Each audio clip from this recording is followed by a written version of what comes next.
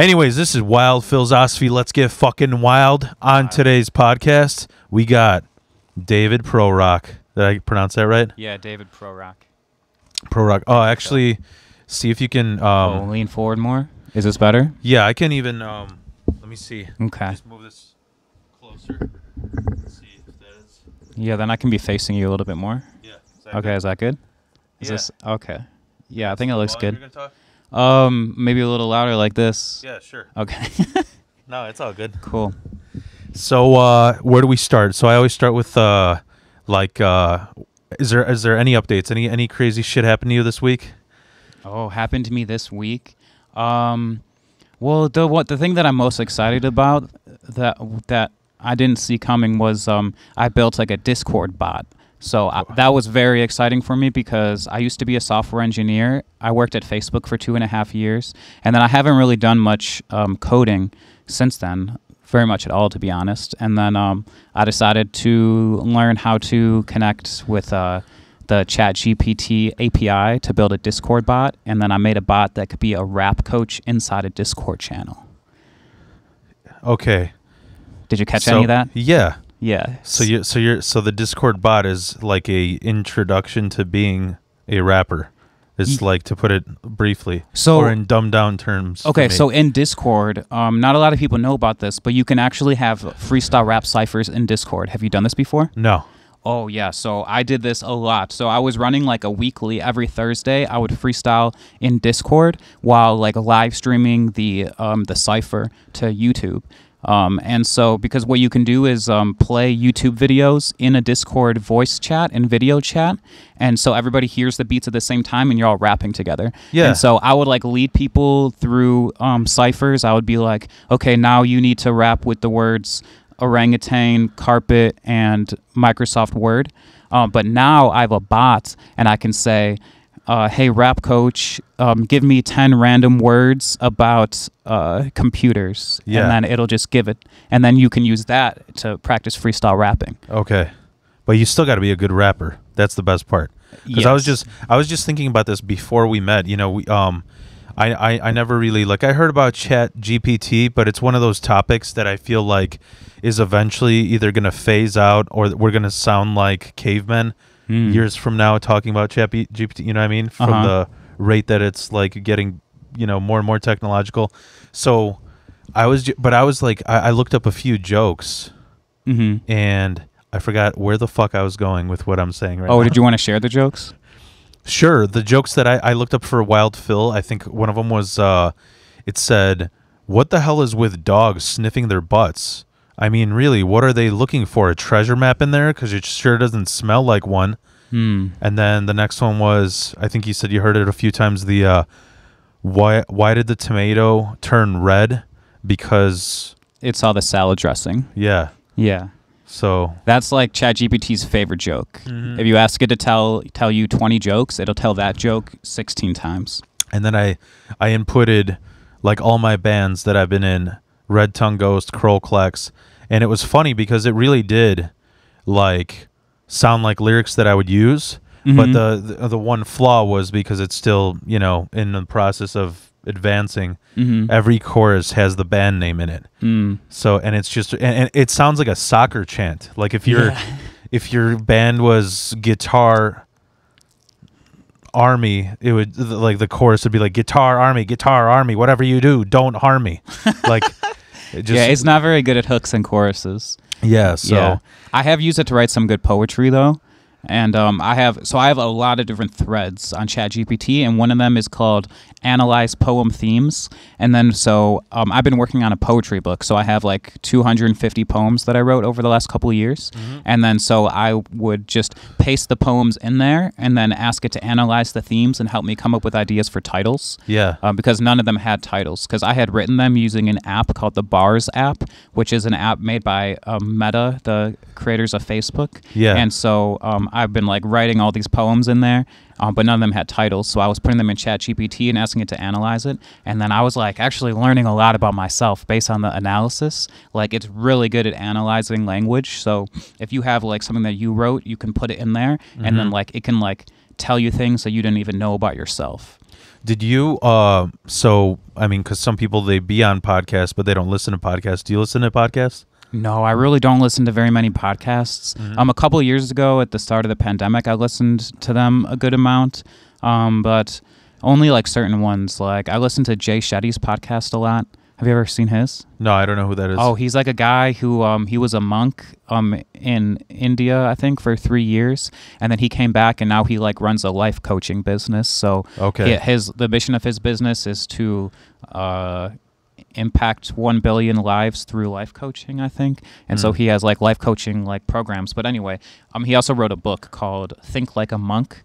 And I really like that book. It teaches you like a lot of mindset things that you learn as a monk. Yeah. And then you can like read the book and then try them out in your own life without having to live like a monk. And I watched his, like he had one that was really good with Oprah. So Jay Shetty's and Oprah. And then they usually it's usually with an author talking about the book that just came out. How do you spell that? Like J-A-Y? J-A-Y space S-H-E-T-T-Y. Okay. Yeah. He's awesome. I love that guy. And no, that doesn't sound familiar to me. I never. Okay.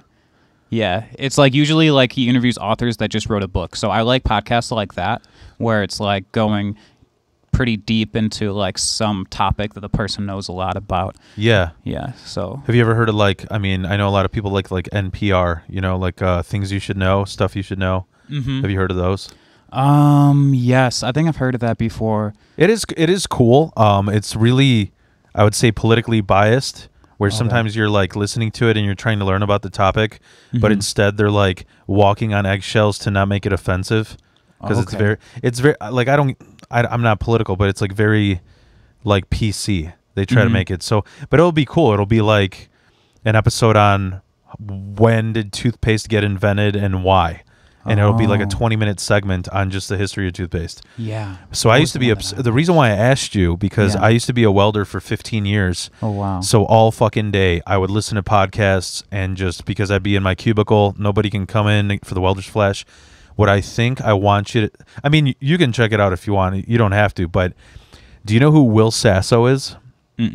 Will Sasso he used to be on, because you said you're 27? So do you remember Mad TV? Do you remember the guy? He was like the fattest white guy. He used to do impressions of the Sopranos, Tony Soprano and Arnold Schwarzenegger. Well, sure. so he was on there, and I love Will Sasso. He's one of my favorite comedians ever. And I'll say this right now, like I always fucking chose Mad TV over SNL. Anyways, Will Sasso, he's kind of been out of the loop because he's one of those people that like, you know, he made enough money through comedy where he's like, I'm kind of just going to chill. But recently he came out with this thing called the Dudesy Pod. And what it is this company approached him and said, we want you to podcast, but here's what we're going to do. Every single episode is going to be run by an AI. And that's what they do, and I think that you would enjoy that. Ooh, because like literally, he just signed this contract where everything he does, every move he makes, I mean, he obviously riffs on there as a comedian, but it's like, all right, today the most trending thing for some reason was the movie The Crow, which I love The Crow. So he dressed up like The Crow, and because that's what the AI told him to do. And it's like, today what you're going to talk about is eating mac and cheese while driving a truck. Because that's the most trending thing. So like AI, so what they did was like, we're going to try and make the most financially best podcast, like better than Joe Rogan because he's #1. We're going to try and be better than him by using AI to see what's the trendiest thing in the news now. So it's like manipulating the market or whatever. I don't know. It's kind of funny. I haven't listened through a whole episode, but it's interesting. You know, I never heard of anything like it. It's the first of its kind, you know. But so as far as anything else, so you made this Discord generator for rap. Yeah. And just like a very basic prototype. Yeah, like proof of concept. What's funny is like I'm definitely this will be out way later before anybody finds out, but I think today I'm going to do a set. I'm going to do 2 mics tonight, and one of the mics I'm just going to do all the jokes that AI wrote me just to see how people respond. And I'm sure people will be like, yo, dude, do you need to see a therapist? Because it won't make sense. You know? Yeah. But Well, you can come up with a strategy for writing the jokes. Yeah. You know, the one joke that it wrote that I think I'm going to modify because my wife told me to, she goes, with the one with the watches, whatever, where it says, like, the other day I was walking down the street and I saw a sign that says watch for children, which, to be honest, that's a fair trade. But I'm thinking to myself, where do I get one of these watches? And just because I have vulgar humor, I'm going to somehow make it into a pedophilia joke. Okay. So what is the Rolex of children, you know?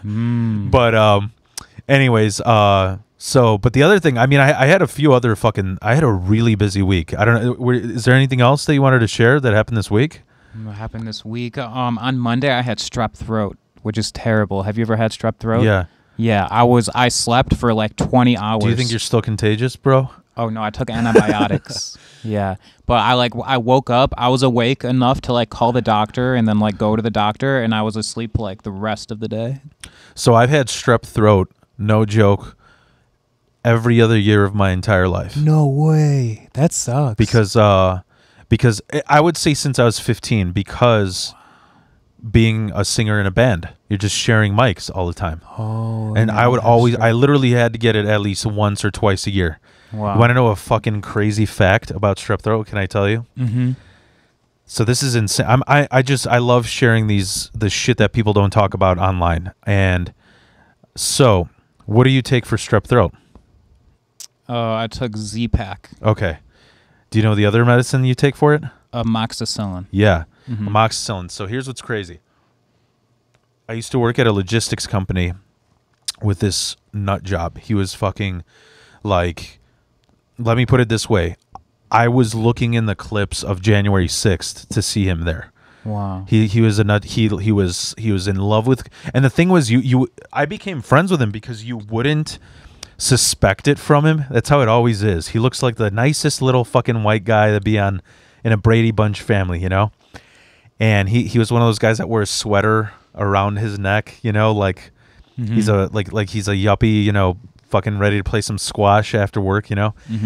And I was talking to him, I was bitching to him one day that what happened is when I was working there, I was on Obamacare because I was making little enough money to be on universal health care. What happened is when you're on fucking state health care, it takes forever to get an appointment. It takes like, you won't get amoxicillin for 4 months. That's how long of a wait it is. Wow. So I ended up, the second time it happened, this is so stupid because I feel selfish, but this is what I had to do. I ended up having to go to the emergency room to get amoxicillin. It wasn't an emergency. Yeah. I'm there with a person who's shot, who has a broken arm, woman who's pregnant. Oh, I'm here because my throat hurts. But it was because the state covers it. Oh, so, okay. But before I did that, I talked to this nut job. He goes, "You ever hear of prepping?" I'm like, "No, what's that?" He goes, "The race war's coming." That's what he said. And this guy has a bunker, and he's got like all this pickled shit, you know, on shelves and crap because he thinks it's a fucking race war. And this is, you know, during Trump, so obviously, I don't know. I'm not even going to get into it, but it's fucking stupid is what it is. But what he told me, he goes, "You ever hear of fish mocks?" I'm like, "No, what the fuck is that?" So this guy was he was in a logistics job because he was making money for his nursing job because he was going to med school to be whatever is above a nurse. Because being a nurse is kind of like a caretaker at a nursing home. It's kind of,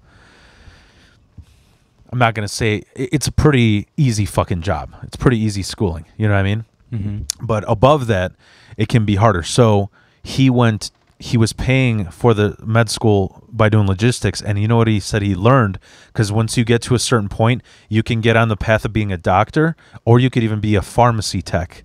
So he learned about pills. And dude, I couldn't fucking believe this. Fish mox is amoxicillin, but it's for fish. So they sell it at aquarium stores, at like PetSmart and shit. I don't know how the hell a fish gets strep throat. Like, what do they have, like glowing gills or something? But that'd be cool. You break this pill in the aquarium, and it helps them. Okay. And here's what's crazy: it's the exact same makeup as amoxicillin. So the next time you get strep throat, you just get fish mox. You don't have to pay $100 for a doctor visit. Yeah. I know it sounds crazy, but it literally, I couldn't believe it. I'm like, this guy's full of shit. He loves, Alex Jones and guns and all this stuff. And I everything I looked up added up. If you look up Fishmox, it's got the same pill code as when you get it from the doctor. Weirdly enough, it even has the same milligrams. I think it comes in like 300 and 600 milligram tablets. Mm-hmm. Same exact for the fish as for a human. The only difference... Mine was 250. Yours 250. Okay. Mm-hmm. The only difference between Fishmox and human is that it's not... The Fishmox isn't FDA approved because in order to be FDA approved, it has to be sterile, meaning that the Fishmox shit was probably made on a conveyor that also makes things like peanuts or soy, some kind of allergens. Okay. But I don't know. I just thought it was a interesting thing. Yeah, very interesting. And I haven't gone to the doctor for amoxicillin since. Oh, you tried it? Yeah. Oh, I've done it. Yeah. You've done it. And oh, it worked. Wow, and it worked. I mean, you gotta. Well, you have to do the dose right. Yeah. So it was the first day I took 500 milligrams and then 250 milligrams for the next 4 days. Yeah. I just do 300 for 7 days, I think. Oh, okay. And at the same time, I take a probiotic. Before I take anything, I at least buy the strep throat kit. And then, if that turns up, then I do it. I don't want to, just be... Because it'll fuck up your gut biome if you take antibiotics, Yeah, that's true. But, anyways, so you got strep throat. Is there anything else you want to share? Should I go into my week? Fucking... All right. So I had a fucking busy ass week. Number one, I want to congratulate. There's Alex Hudek, Kat Amato, Tom Filine, and J.R. Castro. They had their debut at Zanies, which is unbelievable. It is unbelievable. It's like that's where that's the first step of getting big, is being at Zanies in Chicago, because there's so many fucking comics in Chicago. It was a great show. It was an awesome show. I think everybody did great. Are there any jokes that you remember? Any jokes that I remember? Let me think. Like there was that one really funny one. So yeah. So Kat, I don't remember much because she did a lot of hosting, and so it was hard for that to be memorable. JR did a whole bunch of... So what's funny is JR does a lot of jokes about... He's really into emo punk, which luckily I'm just overall greatly into all types of music, so I could relate. But I would say more than... I don't know how most of the... I don't know. Somebody who isn't into music, I don't know how they would react. But he did good. I liked it. I like it that it's original because it's so niche, It reminds me of when I try to do metal jokes and people are like, what the fuck are you talking about? Then Alex, dude, there's nothing... I cannot say any more good stuff about Alex. One day, I might be his cigar-smoking mullet tour bus driver because he's on his way up. Like, he fucking kills all the time. That's awesome. I think he's been around only for like 3-4 years, but he's doing really well. Tom Filine. I gotta relight this. Oh, okay. So, all right, what should I talk about? it's all good. So earlier today, I taught a 15-year-old about how to use ChatGPT. Yeah, so you're teaching the world. You're like, they should fucking pay you to sponsor ChatGPT. They should, and also it should be like a job where a company just gives me like $250K a year just to use ChatGPT. You are as obsessed with ChatGPT as my kid is obsessed with trying to... You have a child? Yeah, I have a 15. A 15-year-old? Yeah. Oh, do they know about ChatGPT? They do. Do they need a ChatGPT tutor? No. So I got you on that. No. He's obsessed with trying to drop ship, which there's so many fucking scams for that bullshit. Oh, yeah. Like, I actually... Here's another interesting story. So... I didn't know you had a 15-year-old child. That's awesome. Well, he's a stepkid. Does he live here? Yeah, he's at his grandma's for its spring break. Oh. And you know how it is at grandma's, tons of candy, stay up till whenever you want. Okay. So he has in the time of his life, but... Nice. Well, I was talking about Tom Filine. Tom used to run... It just fucking got canceled. He used to run an awesome mic at Bit Theater in Aurora, Illinois. it's basically the old Comedy Shrine, and now it got bought out by a bunch of improv nerds, and I guess they decided that open mic isn't their thing. That's me assuming things and being judgy. They do improv there? They do improv. Where is it? Can I go? It's in Aurora. Aurora. So it's quite a drive. Oh, okay. What? So I want to join an improv team. Because That would be the team to join. in San Francisco, I was on a rap improv team with 10 people and a beatboxer. And then we would get suggestions from the crowd, and then we would do scenes. And then in the scenes, the beatboxer would start beatboxing, and then we would have to rap as the characters that we were playing. So it was like Hamilton. It was a rap musical. Yeah. It was very fun. But yeah, that's cool. That would definitely be a good place to. I don't know any place close. It's like you either go east all the way to Chicago to the Chicago Improv, or you go all the way south to Aurora. Yeah. But the thing I was saying is like Tom Filan, he did this mic, and he was I'm only a year in, so I'm still learning people, like who is who and what their style of joke, comedy is, where they stand in the scene. And Tom Filan, I've only seen him host. He did fucking great at that Zanies. Nice. He's a gym teacher at a high school, and it was really funny because it was all basically kind of like the perils of being a gym teacher at a high school. So it's pretty funny. Like I like that shit because I got this vulgar type comedy, and sometimes doing that too much, you want to hear some just like clean silliness, What else happened this week? So then Tuesday, I don't know what happened. I went to I went to 2 mics. Wednesday, I went to a hardcore show. It was the headliner was Body Snatcher, then it was Angel Maker and Paleface from Switzerland. Love the show, love the music. Honestly, it's so funny because you don't listen to metalcore at all, right? Never. What's funny about metalcore is half the bands, it's all breakdowns, just juggin, juggin, juggin. It's like shit bros work out to. Okay. And like me, but half of metalcore is like about wanting to kill yourself and life sucks and it's depressing. Half of it is like, take your vitamins, chicken, chicken, love your family. It's like real positive. I do like the positive kind. But the show was fucking sold out. I had no idea. And I got mistaken for a security guard 5 times. I think I might have told you that already. But yeah, it was pretty funny. Like some kid was there every show. I mean, they even have a YouTube page where this metalhead kind of like mocks metal. And he talks about how every metal show has people that like you all right?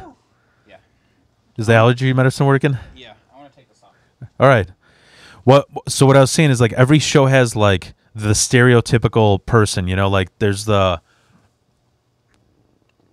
don't know, like the guy who's in his 40s and he's looking for fucking 20-year-olds to date type shit, And unfortunately at the show I was at, there's like a few guys. No, there was a few fucking guys that just go there to fight people, just to cause shit. And it was just annoying as hell. I don't know. It was there a lot of people getting fucked up. One guy had his head split open. Anyways, how old are you? I'm 35. Oh, nice. That's cool. So yeah, I was probably the oldest one there. I don't know. But then Friday I saw Dan Soder, who is a huge fucking comedian. I don't know if who he is, but he saw him on Friday at Zanies. Luca Farrow hosted, which is one of my buddies. He does all the open mics as well. He's been at the Tiki Bar a few times. And it was fucking great. I loved it because also I always see Luca, open mics are scrimmages. They're fucking football practice. I never seen Luca do like a polished set, and he did almost, I would say, as good as the headliner. It was fucking nice. The guy in between, I was falling asleep, but whatever, that's just me. But and then Saturday I had another showcase in Chicago that I run.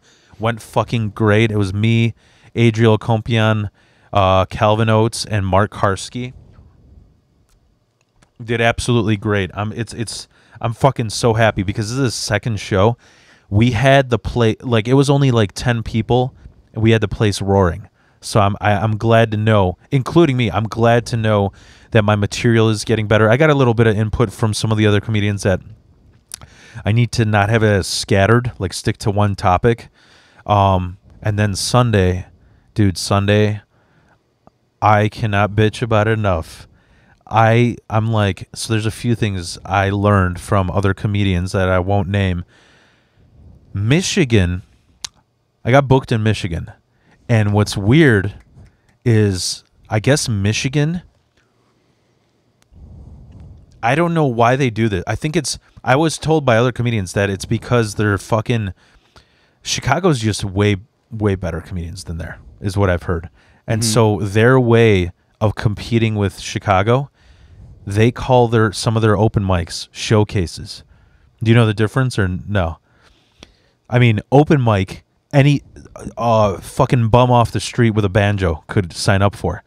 Showcase, you got to be a professional. You have to earn it. They pay you, and you're on your way up because you've been doing this for years. They're hiring somebody because people want to pay to see you. They just have unpaid showcases that are basically open mics. So I drove fucking 3-4 hours out to Michigan to basically do an open mic. It was so goofy, dude. It was so redneck. It's in a fucking, I'm not even gonna name what it was, but it was a wedding banquet hall with a bowling alley and a roller derby, and about 10 people who had my mullet haircut, and I mean it brought my confidence up because I've had few people tell me that I was the best one on the lineup. Oh, nice. So yeah. That's awesome. But yeah, I bought myself the most Michigan thing ever. It was a $2 shirt at a gas station that says "Let Freedom Ring." So, which is funny because I thought that was like a redneck, like American thing. I guess "Let Freedom Ring" is what Martin Luther King said in his speech. So I will love to wear that and confuse people. They're gonna think I'm like a "Make America Great Again" person. Be like, no, this is MLK, bro. So nice. That's about it. I don't know what else. Oh, you know what else I want to mention? Yeah. Are you a fan of horror movies at all? No. Do you like? Have you seen The Shining?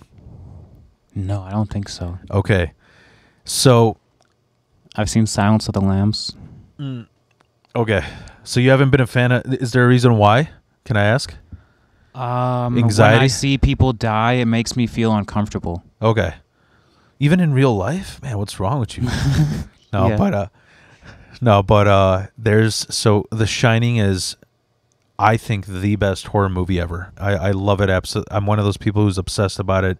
And there was an actor in there, an actress named Shelley Duvall, who, she was also in an old ass movie about Popeye. It was Popeye. It was like the only Popeye movie. She was a really trippy person. Like, she had she has a distinct voice. She sounds like a Disney princess. And she made a fairy tale, like, live action set of movies that tell Brothers Grimm fairy tales in the 80s that I used to watch as a kid. And the thing is, she really lost her shit. Like, she just, something happened where she had mental illness, and now she doesn't look anything. But the thing, I was laughing my ass off. I just saw an interview of her recently, and I just highly suggest it. That's all I'm gonna say. But anyways, let's get started with this fucking interview. You know what I'm saying? Yeah. David Prorok. So let's start off. Where did you grow up? I grew up in Arlington Heights, Illinois. The same place I live now. What high school did you go to? I went to Buffalo Grove High School. Okay. I have a few friends who went there because I had a best friend who lived in Arlington Heights. Do you know Windsor Woods Apartments or condo?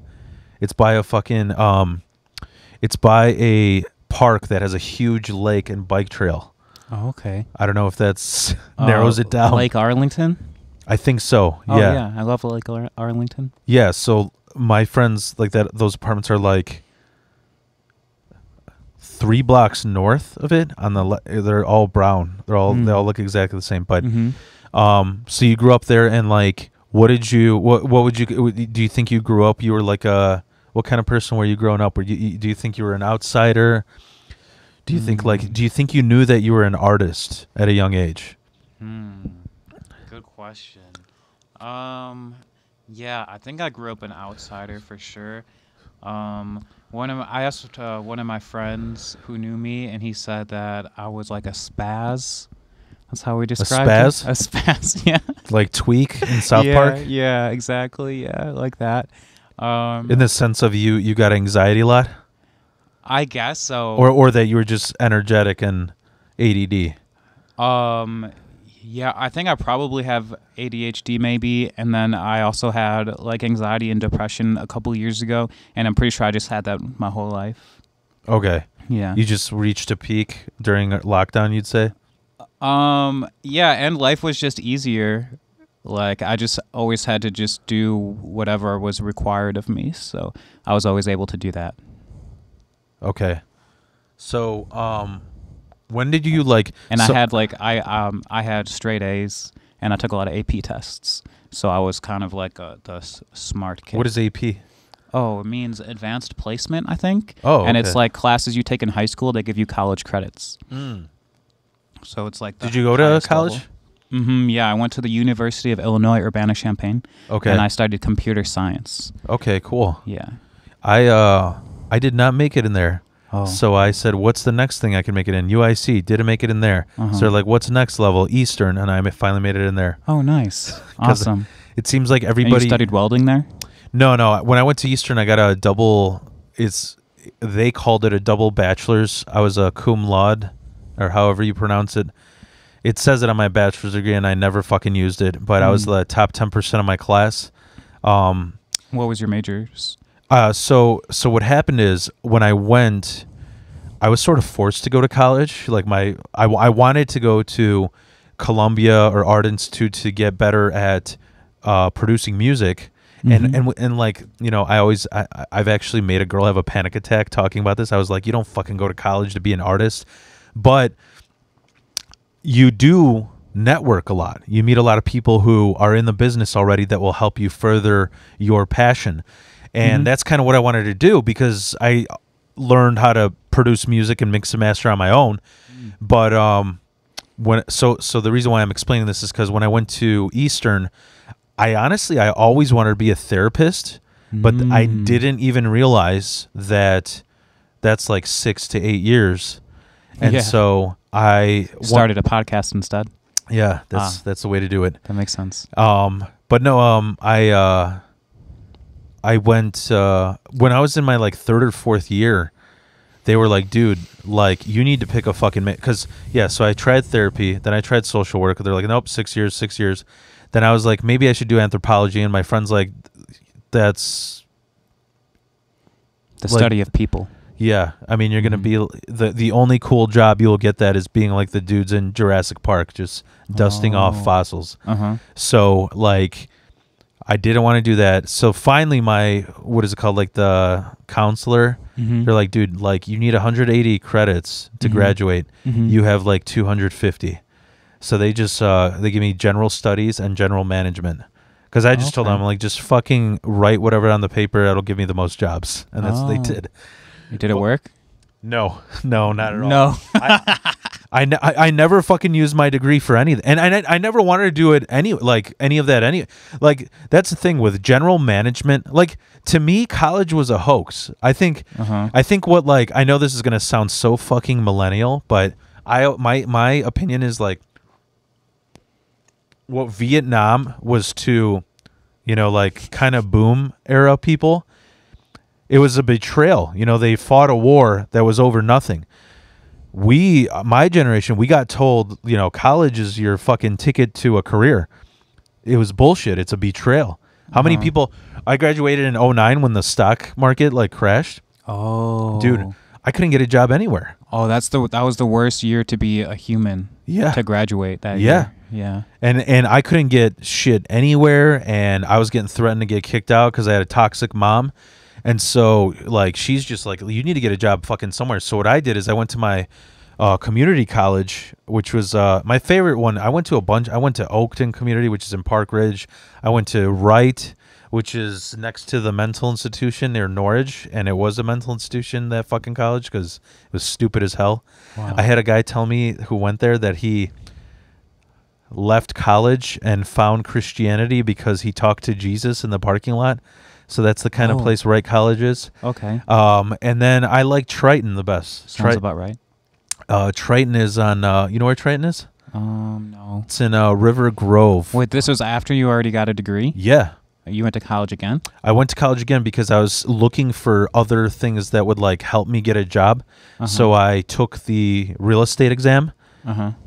When you start in real estate, you kind of need friends who have a real estate firm that will, hire you. Most people, what I learned through taking the real estate route was that a lot of kids that go and want to be a real estate agent, they have some type of family that's already in it, and they just hire them at their firm. Otherwise, you start at the bottom, so that didn't work for me. Then I took a bunch of security guard certificates.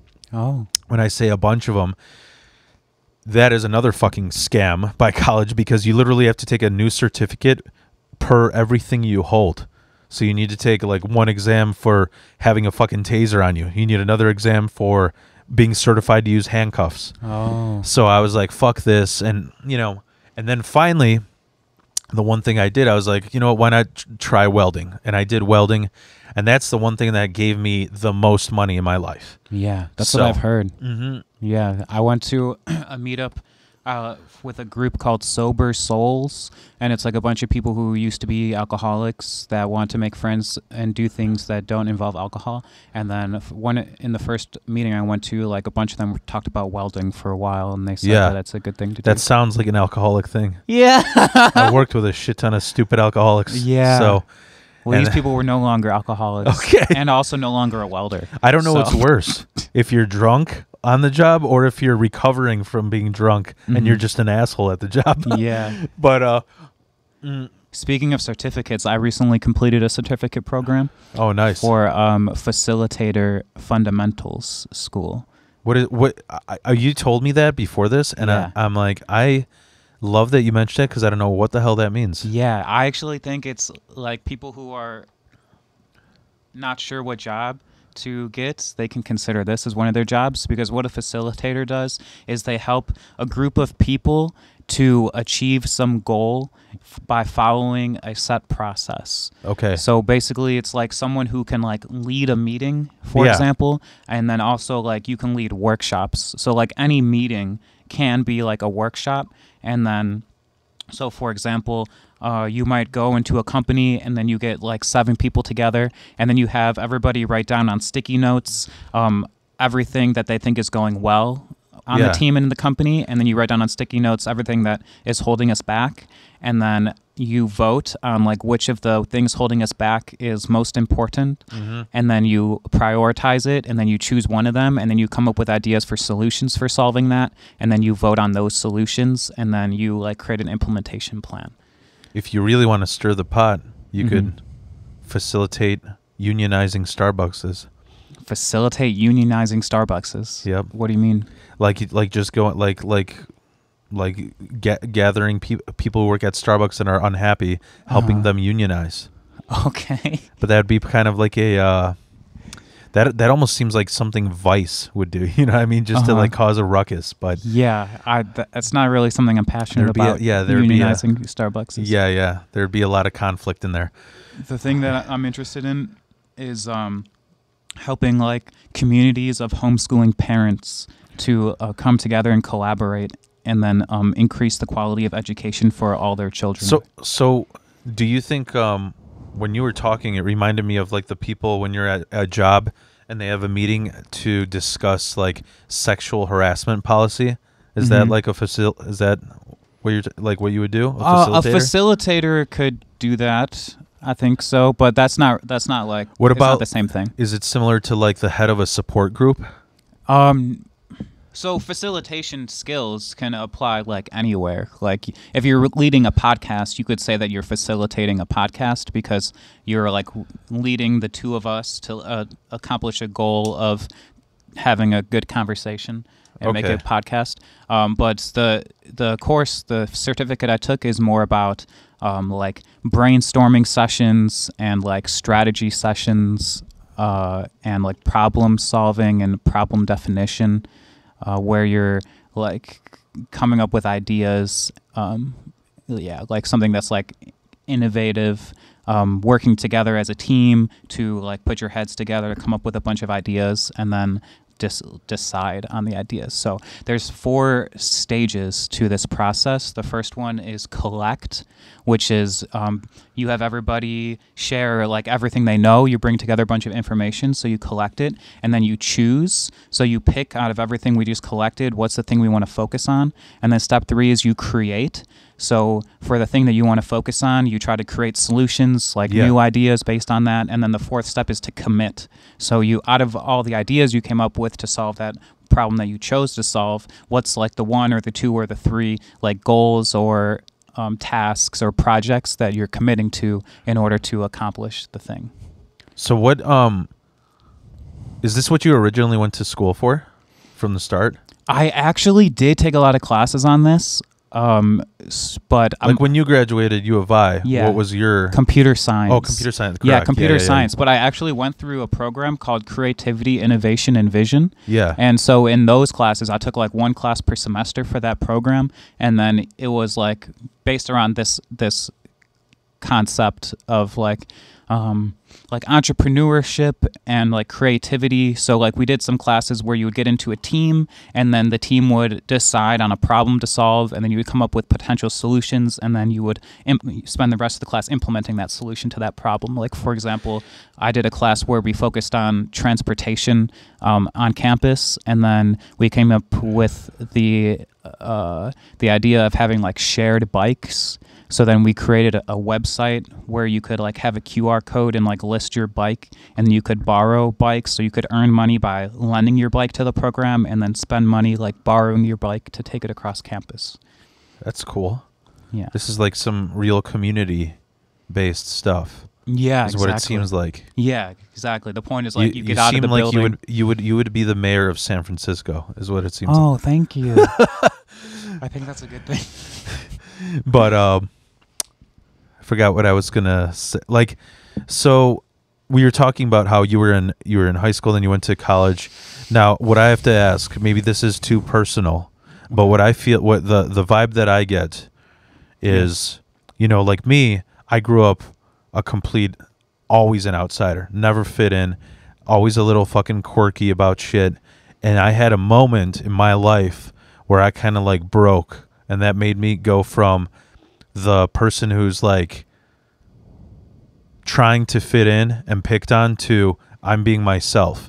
What do you think was the moment for you where you sort of like, where you were like taking this path and then you're like, you know what I mean? Like, cause something gives me that vibe where, like you said, you went to school for computer science, but then it's something, you know, like the things that you are now, as far as like, you're into AI, you're into meditation, you're into yoga, you're into rapping. Yeah. Something had to happen, I feel like, that made you in the person you are today. Yes. Yeah, that's a really good question. So yeah, I never really like fit in growing up, and I never really tried to. Like, you get what I'm saying? It's like where you felt like I'm comfortable being me, you know? Yeah. Yeah, honestly, I think I've like kind of always felt comfortable being me, but I definitely did go through like a transformation more recently, like realizing that like software engineering. Well, I mean, the reason that I chose software engineering was because I was looking into majors and trying to pick like which would be the best major to best prepare me to be an entrepreneur and to create like new innovations that change the world. And then so I like read a bunch of forums, and they were saying computer science was the best thing for that. But then like overall, like I was kind of always like pushed into engineering and doing like something math related. Although I did enjoy math, and then like growing up through school, I was always 1 year ahead in math. So like in 4th grade, I sat with the high honors 5th grade class and learned with them. But yeah, and then I got into software engineering, and then it was well, I like a lot of aspects of it, but when I was working at What you're saying is you're a super genius cyborg that is becoming self-aware. yeah, exactly. Yeah, and even when I was growing up, I would like tell people that that I'm like a robot who doesn't have emotions, so you should interact with me as if you were interacting with a robot. But then I realized that I actually do have emotions, and in acting like I don't have emotions, I'm actually more controlled by emotions because I don't understand them. Do you think psychedelics had anything to do with your break into being more comfortable with yourself? Because that's what I hear from a lot of people. I do love psychedelics. I think shrooms are something that like almost anybody should do, at least after like talking to an expert one time, because it like opens your brain and like connects parts of your brain that don't normally connect. So like humans' minds get stuck in kind of these like patterns of thinking, and so Yeah. a psychedelic can just like disrupt that pattern and like kind of like wipes your slate clean, and you're like, oh whoa, like I thought I was that person, but I'm not actually that person. I'm me.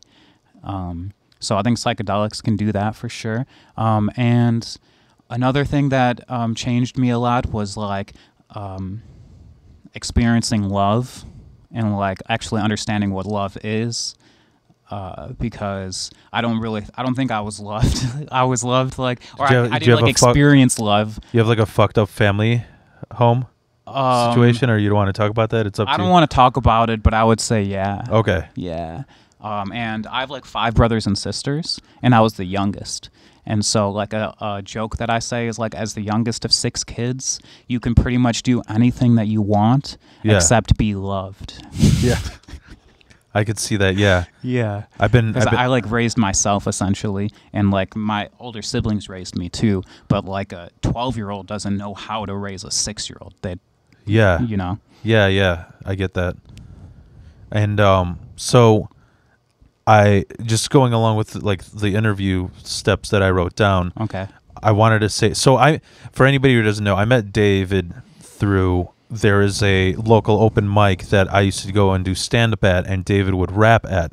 Mm-hmm. And I'm just wondering, what made you decide to do rap? Yeah, that's a good question. So I first started rapping when I was 14 years old. And so I fell in love with it like almost immediately. I had always listened to rap music ever since I was like a very young child, like 6 years old. Like my siblings had these CDs, and then I would just like play the CDs and listen to it and dance around, like break dancing when I was like 4 years old. So I was always really into that type of music.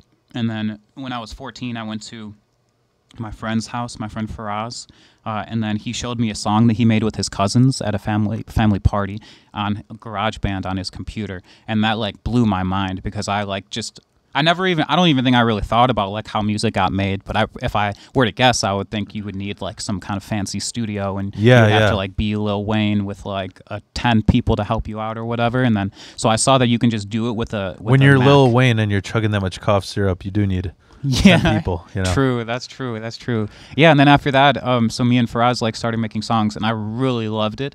One thing that I liked about it was that it like gave me a voice. So I was always like a very quiet person, and I would also like to think about what I'm gonna say a lot. So I would like not talk very much at all, and then when I said something, it's like something I had like considered and for a while. And so I liked rap music because you get to like think about what you want to say for a while, and then you just say it one time, and then you like have like this like 3-minute statement that you made.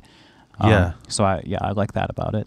That's cool. And and then when I went to university, I like kind of stopped rapping, but I rapped all through high school, and I pretty much didn't do it at all at college just because I didn't really have time, or at least that's what I told myself. And I also felt like I didn't have anything important to say, because in high school I thought I had a lot of important things to say, but I didn't know anything. And then once I went to college, I like realized I didn't know anything, and I was like, that I just like didn't want to make music anymore because I didn't like the content matter I was rapping about. It was basically just like I don't know, just like ignorant high schooler stuff, like Yeah. girls and parties, and stupid jokes.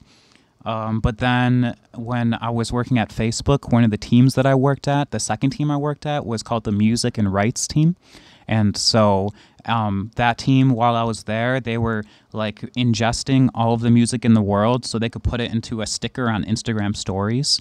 So it was really cool to see that happening. And then as a result of being on that team, I started like reading a lot of research about social media and music and how like music artists build a following, because Facebook does a lot of research, and then if you work there, you can read any of it.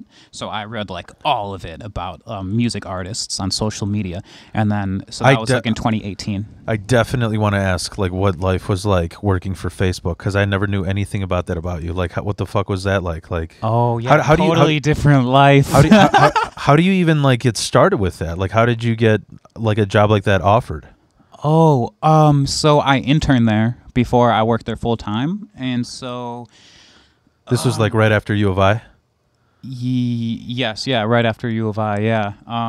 And like growing up, I was like very obsessed with like the future and preparing for my future and making sure that I did everything to prepare myself for success, because if I didn't, I would be a huge failure. Nothing I ever wanted to happen would happen. So I like did a lot of research about everything. And so I learned that what I had to do was get a computer science degree, and I had to have side projects. So I like made sure to like join clubs that forced me to make side projects, because otherwise I would not make side projects, because I don't really like coding that much. So I would do side projects through these different clubs, and then I made sure to get like any internship at all after freshman year. So I had my first internship doing software engineering after freshman year. I was working at a company called Dow Chemical, which was part of Research Park. So on the university, like a mile south of it, there's something called Research Park, which has like a few buildings. And so there's like Dow Chemical and like John Deere, and I think like T-Mobile or something. There's like 6 different companies. So I applied to like all the ones that were there, and then I got one. So then over that summer, I stayed in the Urbana-Champaign and worked there over the summer. And then I kept working there once school started again. And then the next summer, since I already had an internship experience, I was able to get better internships. So after my sophomore year, I interned at Uber.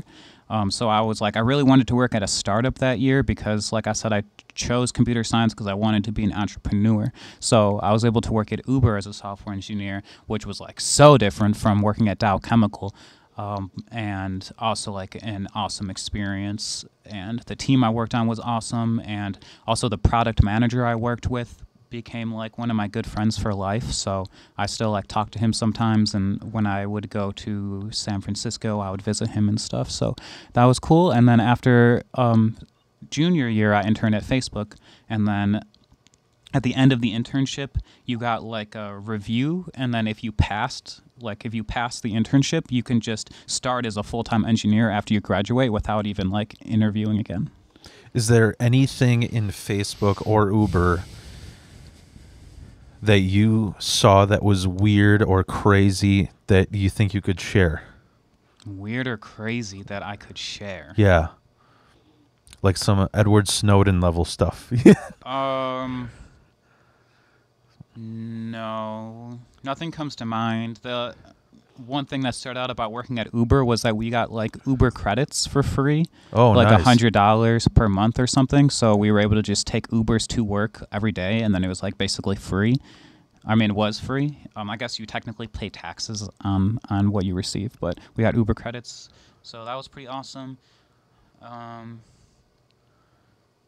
Nothing weird though. Weird? Like so I have to mention some of these situations that I've been in. Okay. I was in Facebook jail for like 8 months. Okay. And I just don't understand, like, is that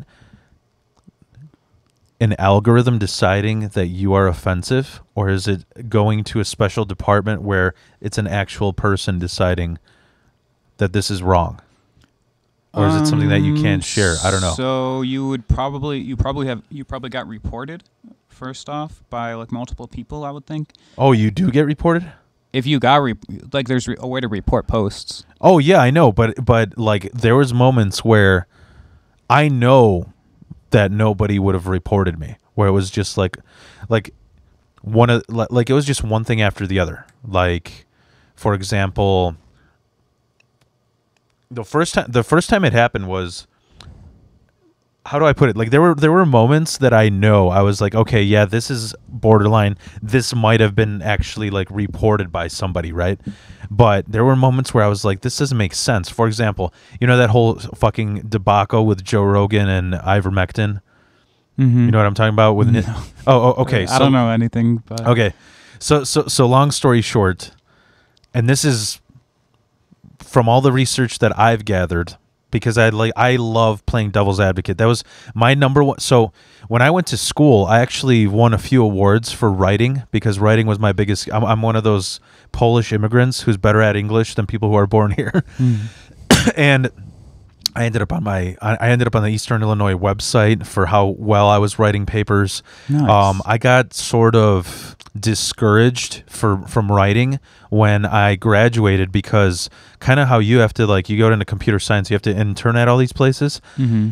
When you want to get into writing, you can either do your passion and be a broke ass motherfucker like Stephen King, you know, where you kind of have to self-promote.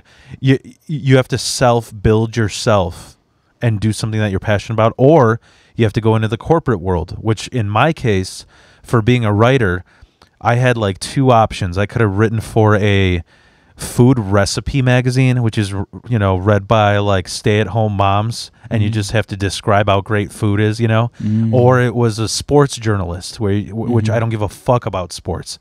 So I was like, I don't want to do either of these. And I sort of just, I guess, took my writing skills and put them either into writing lyrics, or during lockdown, I wrote around 10,000 pages of an autobiography. Wow, but that's a lot of pages. 10,000 pages? 10,000 Microsoft Word pages. Wow. Double spaced?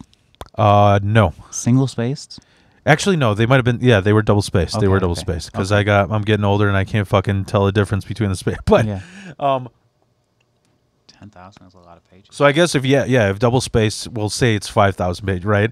But either way, what was I getting at? So, the whole debacle with Joe, what happened with Rogan is, you know how like CNN and Fox News are fighting against each other. They're both full of shit, but they're both very biased. Are you aware of this? Mm-hmm. Like back in the day, it was just like David Prorok's dog was found and rescued by the local firefighters. That's what news used to be. But now it's very like, how can we get the most clicks? Because nobody gives a fuck about corporate news anymore. So there's podcasts, there's other news sources. So they're fighting for that attention. Journalism is dying. And we're watching it die, and it's being desperate. You know, it's like when a really angry old man is on his last breath, but he's still screaming out racist stuff, and you're just like, dude, just die. You know. So what happened is, Rogan said that this horse dewormer that is used for horses, but it also had results where it helped out people with COVID. He was promoting this to help people, because in America, let's be perfectly honest, nobody knew what the fuck COVID is. But because we're the best country, nobody wants to admit that.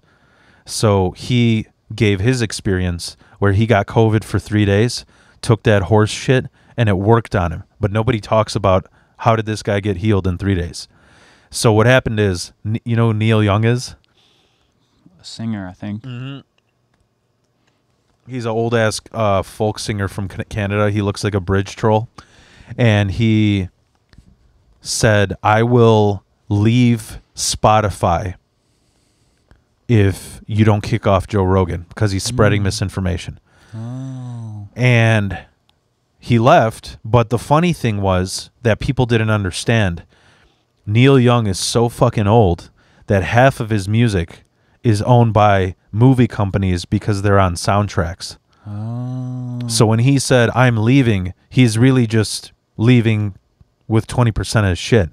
So I just saw some stupid screenshot that said, "Look at I guess this little bitch is back to Spotify," and it was just a screenshot of Neil Young said he left, but he didn't leave because his music was still on there through soundtracks. That was considered misinformation. That was the first time they. So I literally just shared a photo. Why do you call someone a B word? You called someone an LB. An LB? Yeah. What's an LB? Little. Oh, little bitch? Yeah. I think that's probably why. I didn't say it though. It was in the photo. Oh. Like I didn't comment on it. I just shared the post. Oh, gotcha. It was literally and it's so goofy because to me it's like you could tell how biased the act of banning somebody for sharing a post is. Because I could make a fake post and say, whatever. I can make a post and say Chris Rock jumped off a building, and people will take it as a joke, you know. But clearly, there was a very strong army for the whole COVID thing. You know what I mean? Like people were very sensitive about it. So, sorry, It's okay. I'm gonna try to keep this fucking cigar lit. Sorry if it's bothering, but anyways. So I was fucking pissed off because, you know, I'm trying to promote my podcast. I'm trying to promote my stand-up. And I have to be off of fucking Facebook for 3 months because of sharing a post that I'm not in college anymore. I'm not going to do a research paper on if the information is correct.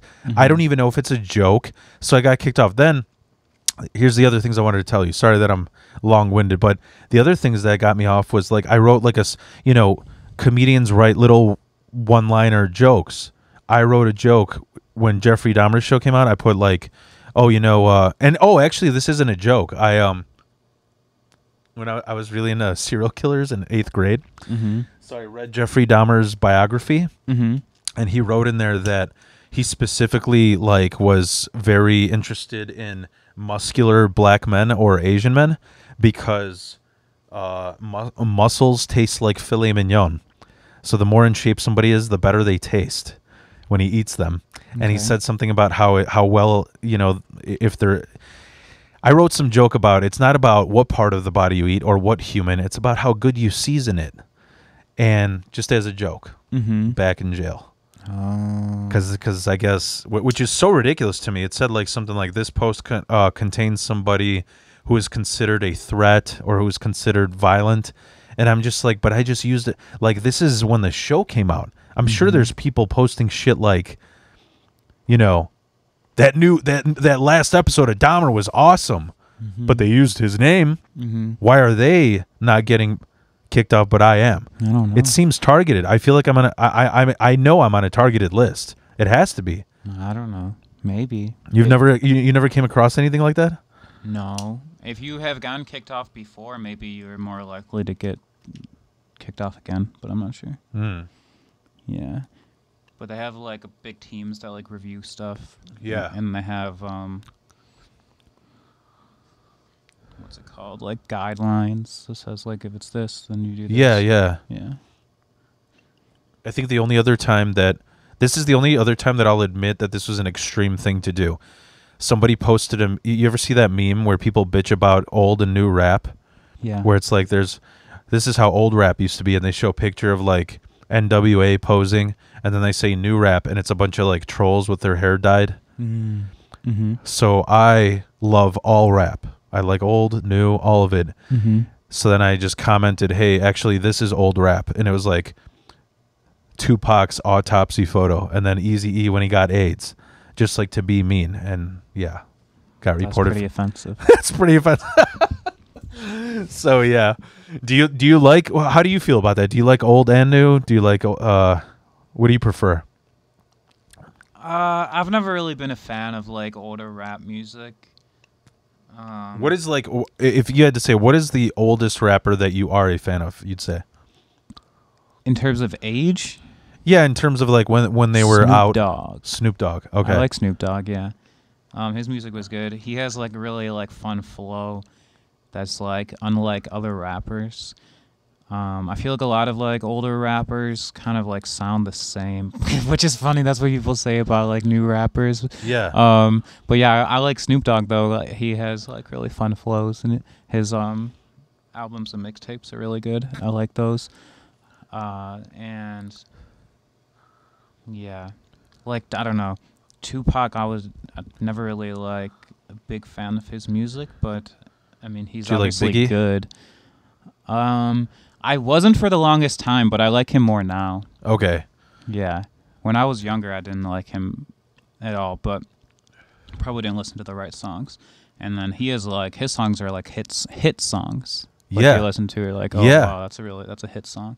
Kind of like 50 Cent. Like 50 Cent and Biggie both make hit songs. Biggie, I mean, I could name, there's probably like 20. I always like Biggie way fucking better than Tupac. To me, Tupac was just like an annoying attention whore. I know a lot of people are going to get mad about that, but Biggie was just like, I'm here to party. I'm here to fucking have fun. I'm the shit. And Tupac to me was just like, woe is me. This is what happened to me. Like, I don't, kind of like almost like bitching. I can't explain it, you know? Mhm. And Tupac is like a poet. yeah. Biggie's not as much of a poet, although he uses a lot of cool internal rhymes. Like when Biggie rhymes, he does so in like a pretty unexpected way. Like he'll rhyme like 2 words in like one line, and then he'll just do another line that has 2 rhyming words in it. So like he doesn't do like the like rhyming couplet kind of structure. But he also has a really unique voice that oh yeah, for he's sure. like, you can't tell. I mean, so does Tupac, but it's just like, even like the poet thing, like, I'm sorry, when it comes to coming from a fucking person who's not supposed to be judgmental and a Taoist, when it comes to art, I'm super judgmental. And to me, with Tupac, it's like people would call him a poet, but it's just like, because a lot of his music, it was like, you know, there was activism in it, you know, changes about racism, or Dear Mama about how we should respect women more, or but then another song he's talking about bitches, you know. And so to me it was like, yeah, he's a poet, but it was like, it's not anything that I haven't heard before, you know.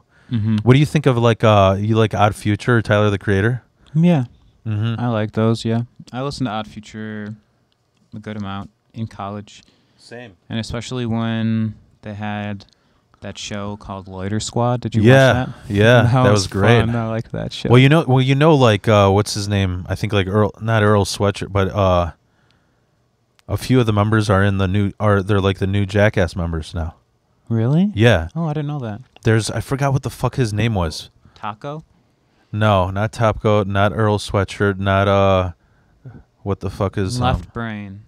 not Left Brain. Internet. No. Internet Sid, right? The chick? Yeah. No. I forgot who it was. Not Domo 64. Domo Genesis. no. I don't know who. So when you say you're a Taoist, what does that mean? Well, I live by Taoist principles. Do you know what Taoism is or no? You tell me. Okay. Okay.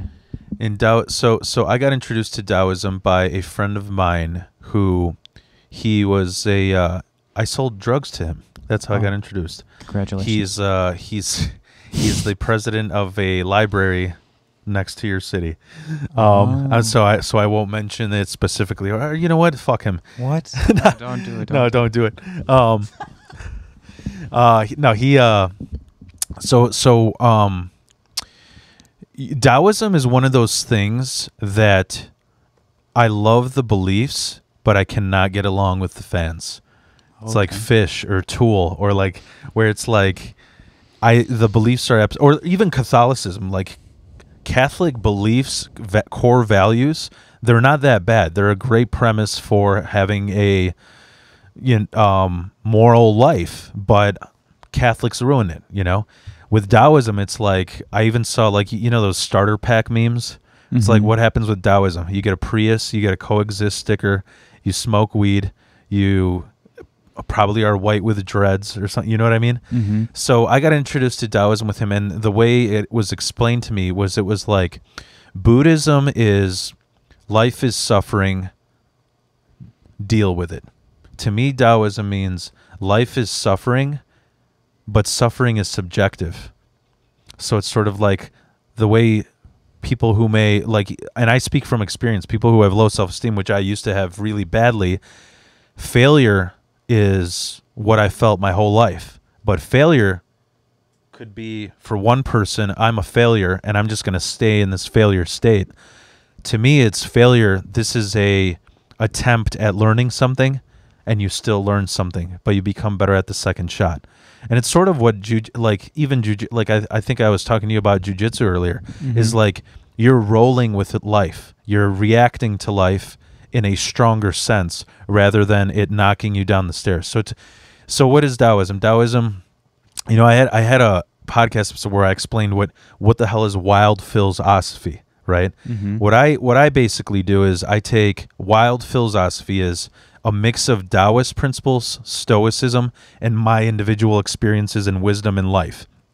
You know, so I'm going off the hinges, but so like, because I've gone through several therapists that I enjoyed, and one of them that mentioned something to me. He goes, when you think of things like Taoism or Buddhism, look at where these things are, where they originate. You know, something like Taoism, to not, you know, not supposed to judge, but it's pretty, what's the word? I'm trying to think of the good word to use. It's pretty convenient for it to come from an area like Tibet that is run by dictators, that is run, you know, in a communist government, to tell these people, listen, you can live through balance and be happy with the life you have when you're being looked down from by a dictator, you know. And the other thing about Taoism, you know, when I started off, I always thought, I mean, what do you know what the yin and yang is? How would you describe it? It's like the pull and the push of the universe. One of them is surrender. The other one is power. Well, masculine and feminine energy. Exactly. Yeah. Yeah. That's actually a pretty decent explanation. It's a good.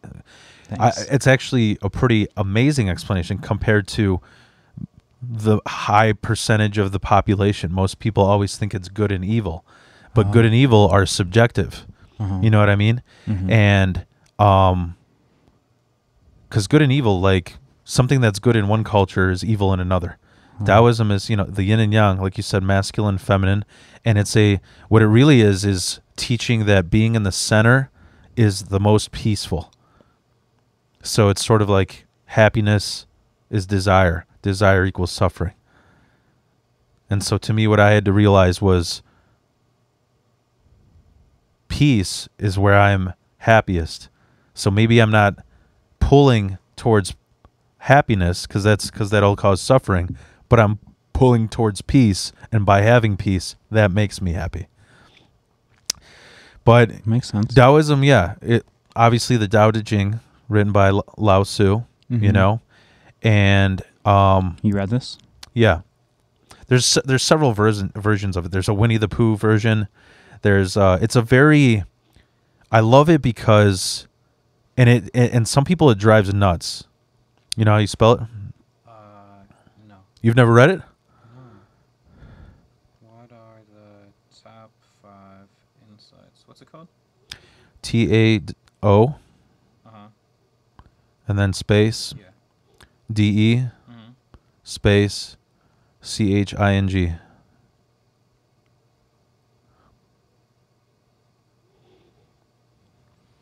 The Tao Te Ching is a classic text of Taoism, a philosophical and religious tradition that originated in ancient China. Here are the 5 insights from the Tao Te Ching. Am I saying that right? Yeah. I don't even know if I say it right. I'm pretty sure. The Tao, or the Way, is the fundamental force underlying all existence. It is the source of all things and the ultimate reality.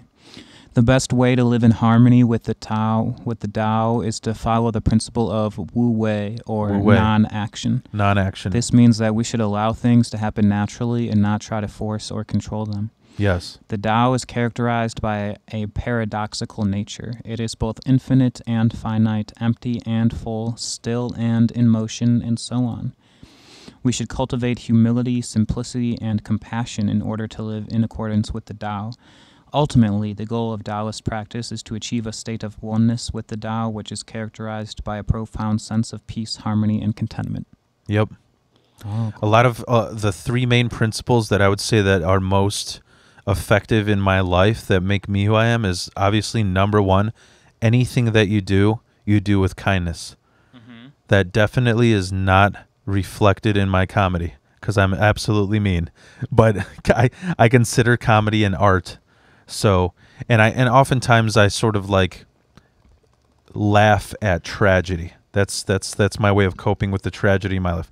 So kindness, that's the number one. Number two, living in the present. Always be in the present. Past and future never matter. They never matter. Part of living in the present is also accepting and realizing that nothing is permanent. Nothing. To some people that means, to some people that's devastating. You know, for example, like I go to a Taoist therapist and I was like, well, how the fuck do you deal with being in a marriage knowing that this is not permanent? Well, he goes, that doesn't mean that the marriage isn't permanent. That means that you and your wife, if you're on the same page, if you're following that Wu way, you will change as a couple because you separately are two entities, but also that relationship is its own entity. And so you flow with the Wu way, the non-action. So yeah, be kind, present, and then the last thing I would say is non-attachment. And what that means, that's sort of like the Buddhist thing, that the things that you attach to, the things that you desire, those are the things that you will suffer from if they don't go your way. And even if they do go your way. And and these are the type of things that even helped me in like comedy, you know, because in the past, you know, it's sort of like you'll do the same set 20 times and get a different reaction each time. Mm-hmm. And then maybe the 21st time you'll get the reaction that you wanted. But you can't be emotionally attached to it. You cannot let it hurt you, you know. But a lot of people like the Tao Te Ching, they get I think they get a little bit frustrated because it's one of the biggest another big rule is just simplicity, you know, a little bit of minimalism, you know. And all right, I got some jokes for you. I was reading the Tao Te Ching the other day, and I realized that I've been living my whole life backwards. According to Lao Tzu, the journey of 1,000 miles begins with one step, but I've been trying to take 1,000 steps all at once. yeah. So I asked my Taoist friend how he stays so calm and centered all the time, and he told me it's all about balance. Then he spilled his drink and fell off his chair. That's funny. They say that the Tao that can be spoken is not the eternal Tao, but have you tried to explain that to a philosophy professor? It's like trying to explain a joke to someone who's never laughed before. I heard that some people use the Qing to make decisions about their lives. I tried it once, but all I got was a bunch of hexagrams that looked like they were designed by a dyslexic spider. Mm-hmm. I have no idea what that means. One thing I've learned from reading the Tao Te Ching is that the universe is full of paradoxes, like how you can be a Taoist and still drive a Prius. Yep. Were those funny? Yeah. Awesome. But yeah, it's honestly the easiest way to explain it is it's just balance, keeping things in balance. Mm-hmm. One of the things I learned when I mentioned this before, but like I was in a suicide prevention program, and what's crazy that I've learned is. Did you draw that? What? No, my wife did. Oh, it's beautiful. Oh, thanks. But one thing that they teach is in order to have the happiest life, you need to balance 5 things: your physical health, your mental health, your spiritual health, your intellectual health, and your nutritional health. And the funny thing that they teach there is like living in an American fat society, everybody hears the word diet and they think, oh, you diet because you want to lose weight.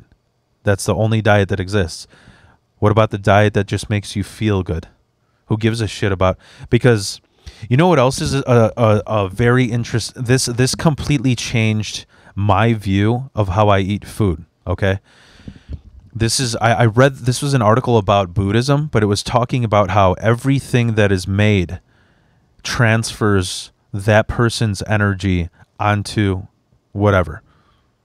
So for example, when you think about when you're at home, say you're making an omelet, right? You're sitting there. This is how a Buddhist would make a Buddhist wouldn't eat eggs, but I'm just saying, when you make an omelet, you're like, okay, what amount of energy and effort was put into raising these chickens to lay these eggs? Each egg that I'm cracking, how much energy was put into getting me, my privileged American ass, to get this egg onto my frying pan? And then you're chopping up chives, right? You're like, what amazing energy was transferred through the roots of the earth and this pure water in order for these chives. Mm-hmm. And then when you put all that together, you eat this omelet, and you end up like chewing slower and having a greater appreciation for the energy that's being transferred into your body. Mm-hmm. Because you're like, think of all the effort and the beautiful energy that was put into getting this done. Mm-hmm. And then compare it to, well, you go to White Castle, you got this shithole fucking burger that was mass produced, full speed on a factory. Then it's frozen, and then it's put into this. It's filled with these preservatives. It's not even like good grade meat for humans. You know, the littlest energy, the quickest. Like, nobody put any thought into making this burger. We're just like, all right, how can we get this into your mouth as quick as possible for the highest amount of price? And what do you have? You get the shits from White Castle. You know what I mean? Mm-hmm. And so that's kind of.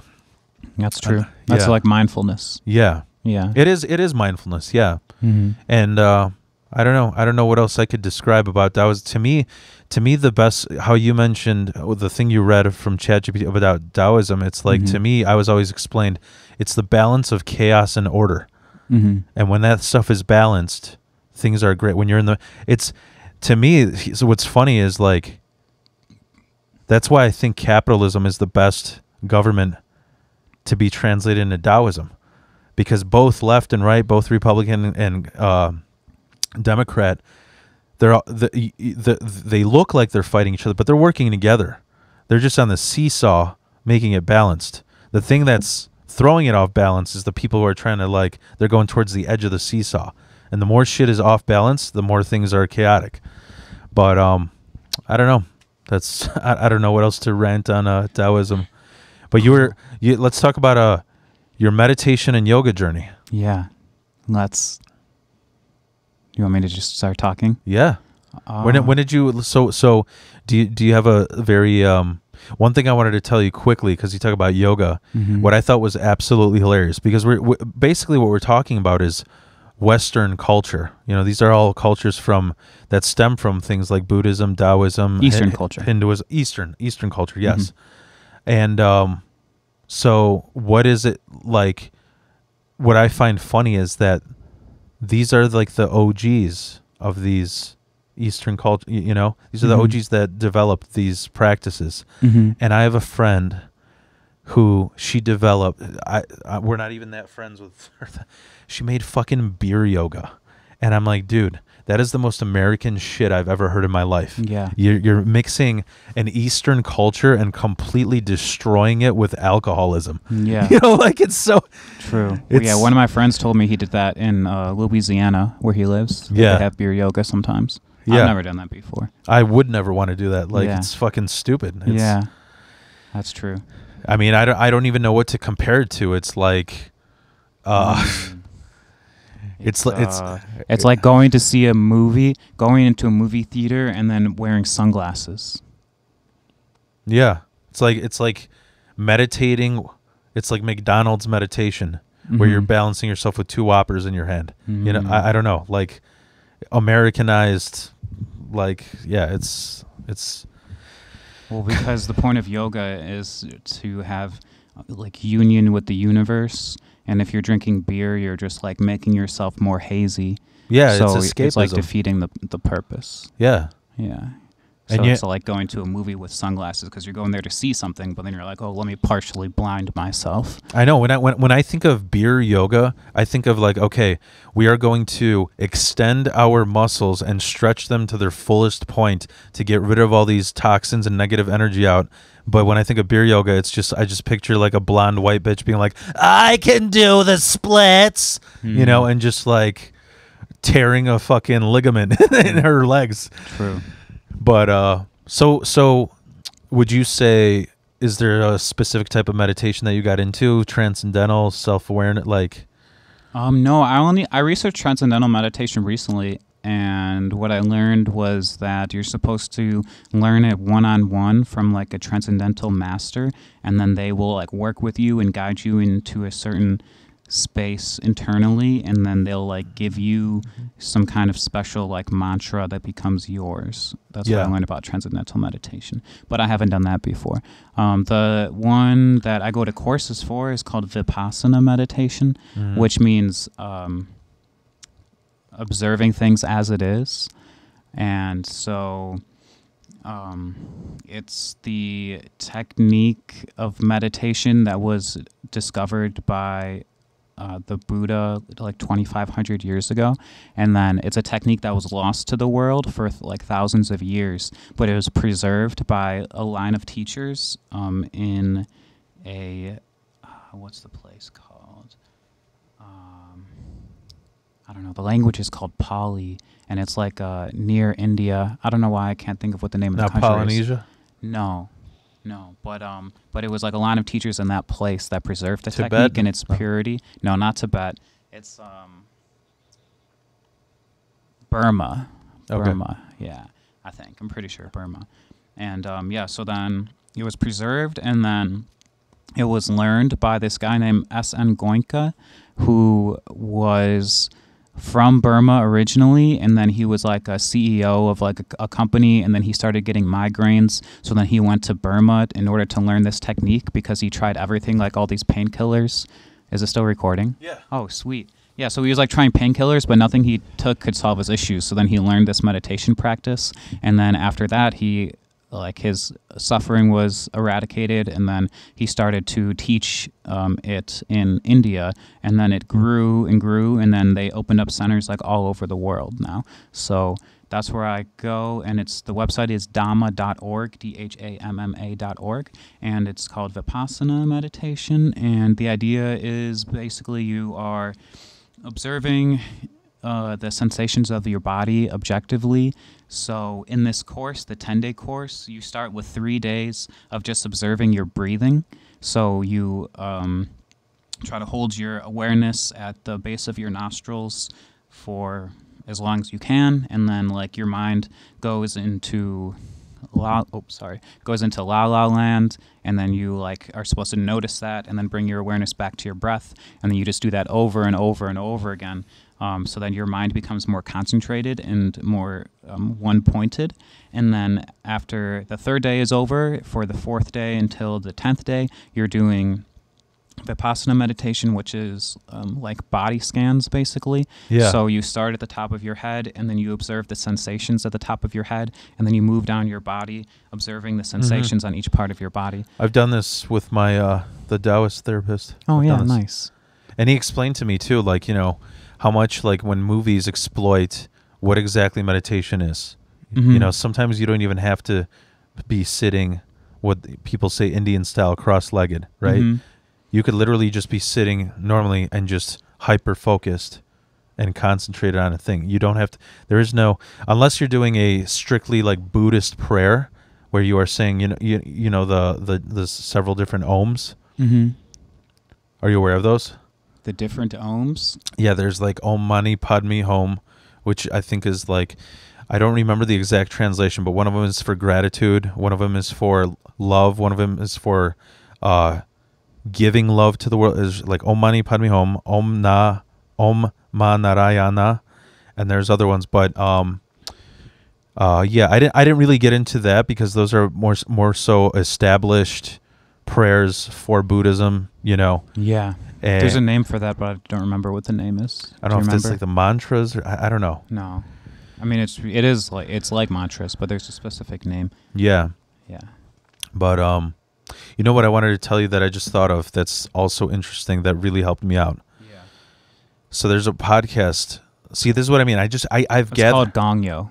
Danya. Okay. Gongyo. Gongyo. Gongyo.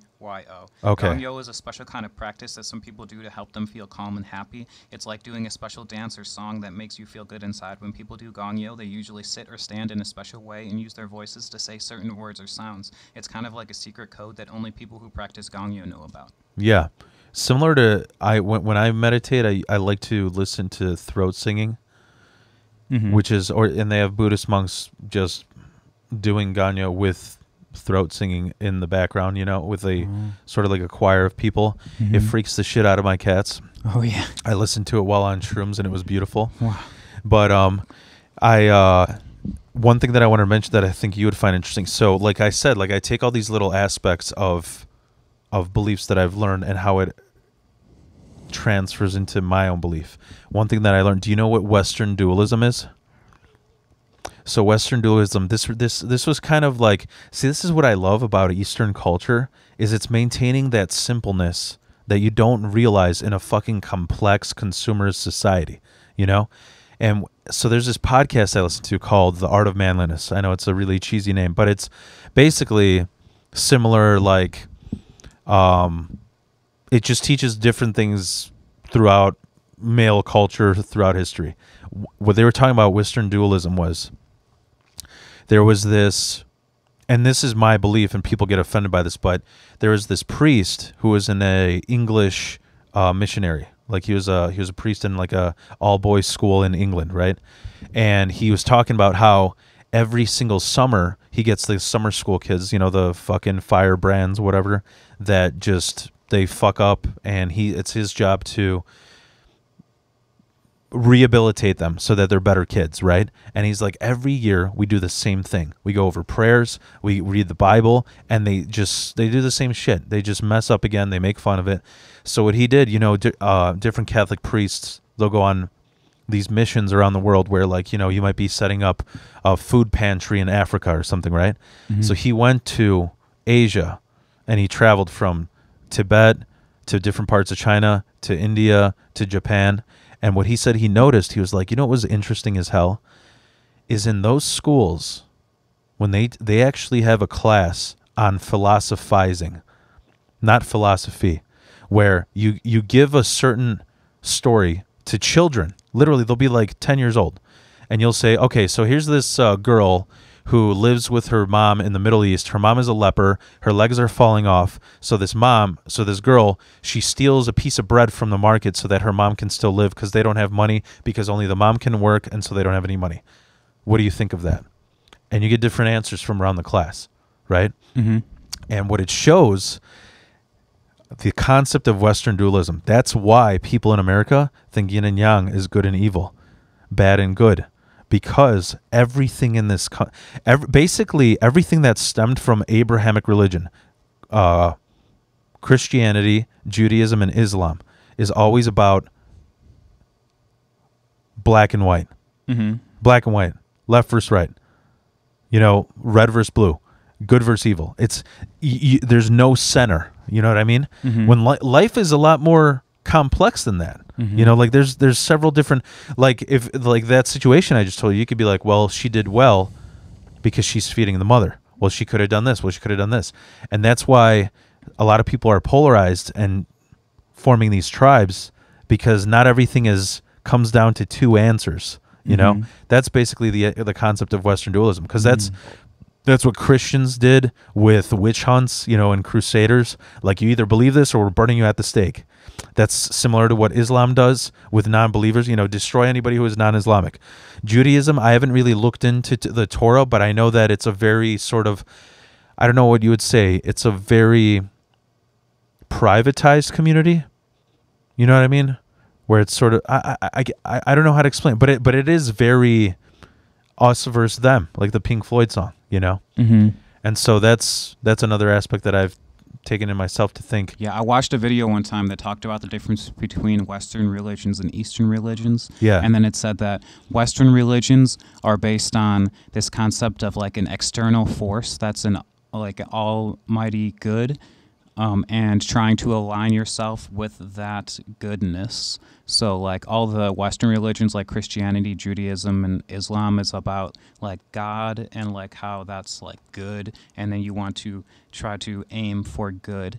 Whereas the Western religions are more about observing things as it is. So like You mean the Eastern religions? Eastern religions Yeah. are like observing things as it is. So it's more of like a bottom up approach where it's like you want to learn exactly how you are right now so that you can make changes to improve yourself. Mhm. Whereas Western religions is like, look at this thing, which is really good, and then you should try to aim yourself in that direction. Yeah. I've always sort of just gotten the same. I've gotten the impression of like being raised a Polish Catholic. It was like, oh, you sinned? All right. Well, that's it. You're burning in hell. And that's Oh, where the that story sucks. ends, you know? Uh-huh. And with But suicides are high. and with Eastern religions, it's sort of like I've noticed it's like, okay, well, for example, this person is selfish. Well, why are they selfish? Well, because this, and this is out of balance. Well, how can we make it in balance? By giving them some goodness, you know? It's Mhm. sort of like a lot more, I don't know, like accountability. There's a lot more forgiveness, I would say, you know? Mhm. I don't think people give forgiveness in today's day and age, you know? Mm-hmm. But you were mentioning about when did you start? When did you get into meditation? So I think the first time I ever meditated, I remember growing up as a child, like my perception of meditation is that it's like the devil's work. Like my parents were very much against yoga and meditation, and then they said like if you do meditation, that means you're not a Christian. So like I like didn't even know like what Were meditation you raised was. in a Catholic family? No, we were just Christian, non-denominational Christian. Okay. Yeah. But I definitely remember that my mom saying stuff like that. But I think the first time I ever tried meditation was with using the Headspace app. Have you heard of this? Yeah, Headspace. Yeah. And I did that when I was interning at Facebook. So on the way to work, I would do like a 15-minute meditation on the bus ride, Yeah. and then I would do another one like on the way home. So I started doing that as like a daily habit. And I did that like I think almost every day, and then I was using Headspace like these different programs. Like there was one for like enhancing creativity, and then one for like reducing stress. So I was like going through these different programs in the app, Yeah. which was that was a good experience. So that's how I like first got into meditation, and then one of the things that really changed my perspective on meditation was reading a book called Altered Traits. And so what this book is about is how meditation has like two effects on you. There's the short-term effects, which is it alters your state. So if you like meditate, you become more calm and you become more concentrated and focused. But if you meditate consistently over a long period of time, then you actually have altered traits where the way that you behave, the way that you think, and like the physical structure of your brain will change based on your meditation practice. And so I've always been somebody who is like very like self-development focused, and I like one of my hobbies like since like middle school was like reading self-help articles and stuff. So when I learned that about meditation, it made me take it like very seriously. So I wanted to alter my traits, and yeah, so that was like a big thing that got me into it. And then it was in 2017, which was after I graduated college, and I had started at Facebook. I was working there for a couple months, and then I talked to my friend Ryan, and then he said that he recently got back from a 10-day meditation course, and he recommended that I go. And I just like that night I signed up without even like learning about what it is at all. And then I showed up. It was like a couple weeks later, and that was my first 10-day meditation course. So that was like a huge change. Like one way one way I explain it is if you think about starting a meditation habit where you're meditating like even 30 minutes per day, which is probably pretty high for most people who are building a meditation habit. If you're meditating 30 minutes per day, in order to meditate for 10 hours, it would take you 20 days. But if you do a 10-day meditation course, you're meditating for 10 hours every day, Yeah. So in 10 days, you're meditating for a total of like 110 hours, which would be like 220 days of like a 30-minute a day meditation. What happens practice. if you got to poop? What do you mean? If you're sitting there meditating for 10 hours and you can't communicate? Oh, there's breaks. It's not 10 hours straight. Okay. Yeah, so there's a strict schedule where you wake up. You wake up at 4 a.m. and then you meditate from 4 to 6. Also, and this one is kind of optional. I mean, they're all optional. Like you could just stay in your room all day if you wanted to. Yeah. But so it's like 4 to 6 is like your morning meditation, and then you have breakfast from 6 to 7, and then a break from 7 to 8, and then you meditate from like 8 to 11, and then you have lunch from 11 to 12 and a break from 12 to 1, and then you meditate basically from 1 to 5, and then you have but even those, it's like you can get up and walk around if you want. Yeah. You can go outside. But you don't communicate, correct? Yeah, the only those person 10 you days. talk to is the assistant teacher or the course manager. Okay. Yeah. And the last time I went, I talked to the assistant teacher every single day, which was like awesome. So like I would be experiencing things, and then I would go to the assistant teacher, and then I would tell her like what I'm experiencing, and then she would be able to answer some questions for me and give me more guidance, and then Yeah. I would go like do whatever she said and then come back again. So how does one do something like this, say, for example, if they have like a full-time job, though? You know? Mm-hmm. Yeah. I mean, you have to have time, get time off. Get time. Yeah. Yeah.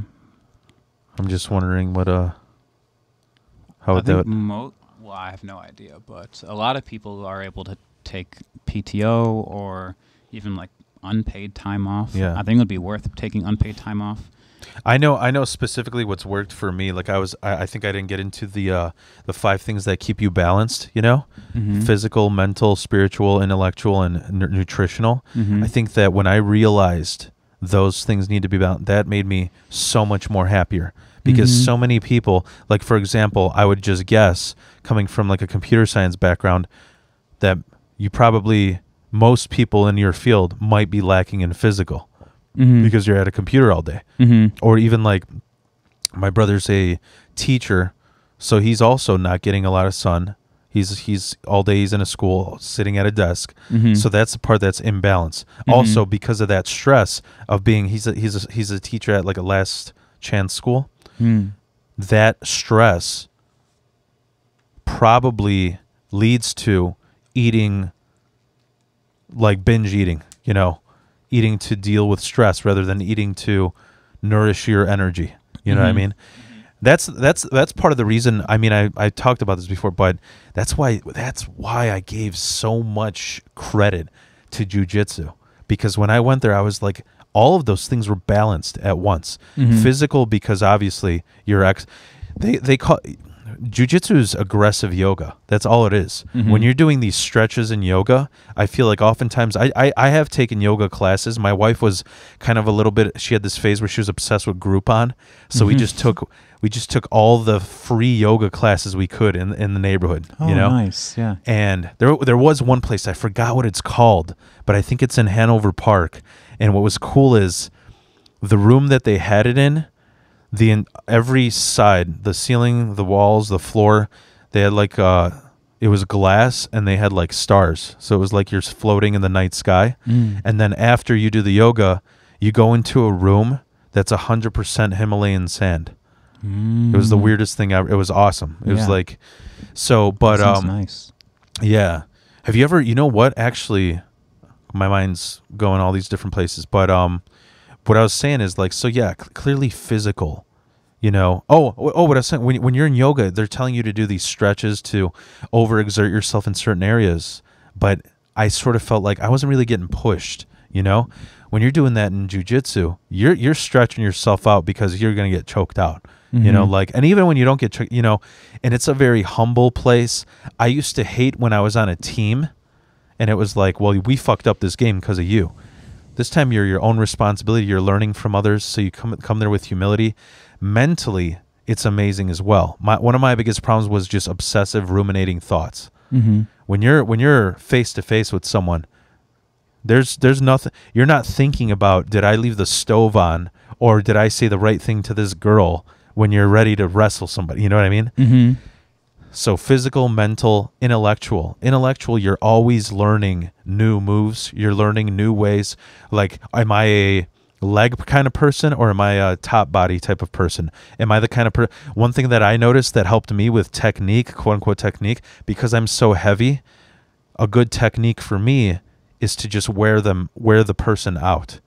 So before you use any strength, before you use any technique, do whatever let them attack you first until they're worn out, kind of like boxers do. Just keep blocking and then go at them. You know, and these are and the funny thing is, like, you look at American society, how many people are out of balance? Because think about, obviously physical is imbalanced, mental is imbalanced. How about intellectual? When's the last time any American you know read a book? Maybe not even, maybe one every 5 years, right? Yeah. And then what about spiritual? People think spiritual is like religion. You have to worship a deity. Dude, spiritual could be you lay down. I have a pond like a mile from my house. I just lay down on the edge of the pond, listen to that water run, listen to those leaves blow, and think to myself, this tree's going to be longer here than I am. That's spiritual, you know?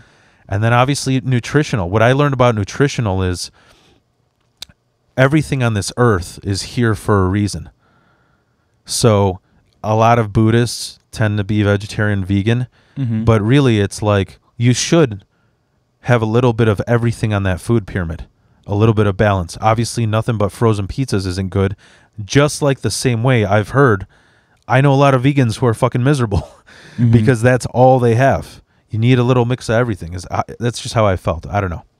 But that's what I've learned through my journey. I know one thing I wanted to mention before we leave this meditation yoga topic is, have you ever heard of King Spa?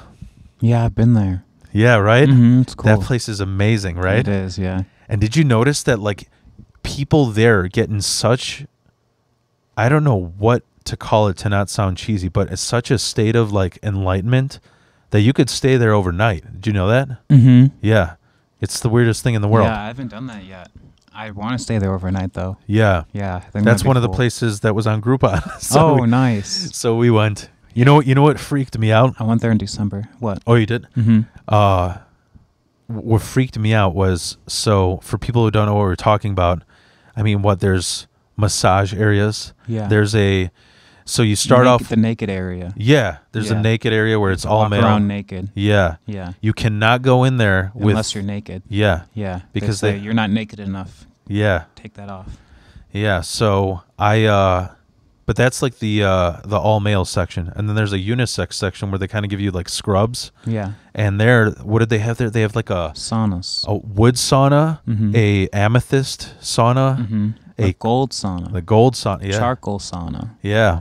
And they have one that's like an oven, basically. Yeah. I don't know what that one's called. The artesian pizza sauna, you know. Yeah, that one. Where if Italian people go there, your nipples turn into salamis. But yeah, that place is cool. It is cool. I did a lot of meditating there. Yeah, I was about to say that the first time I went there, we went at night, like at 11, because we were just whatever. It was the weekend. Let's try and get, you know, as loose as we can before we go to sleep, right? And the part that's all naked, the male part, right? What I remember, there's 4 jacuzzis and then a cold splash. So each jacuzzi goes up in temperature until it literally goes from like lukewarm to like you could fucking make tea in the last one because it's so hot. And then there's a little cool part with the waterfall. I saw a lot of like athletes where they would go through all 4 and then jump in the cool and then go through all 4 and all 4, and they just did that all day.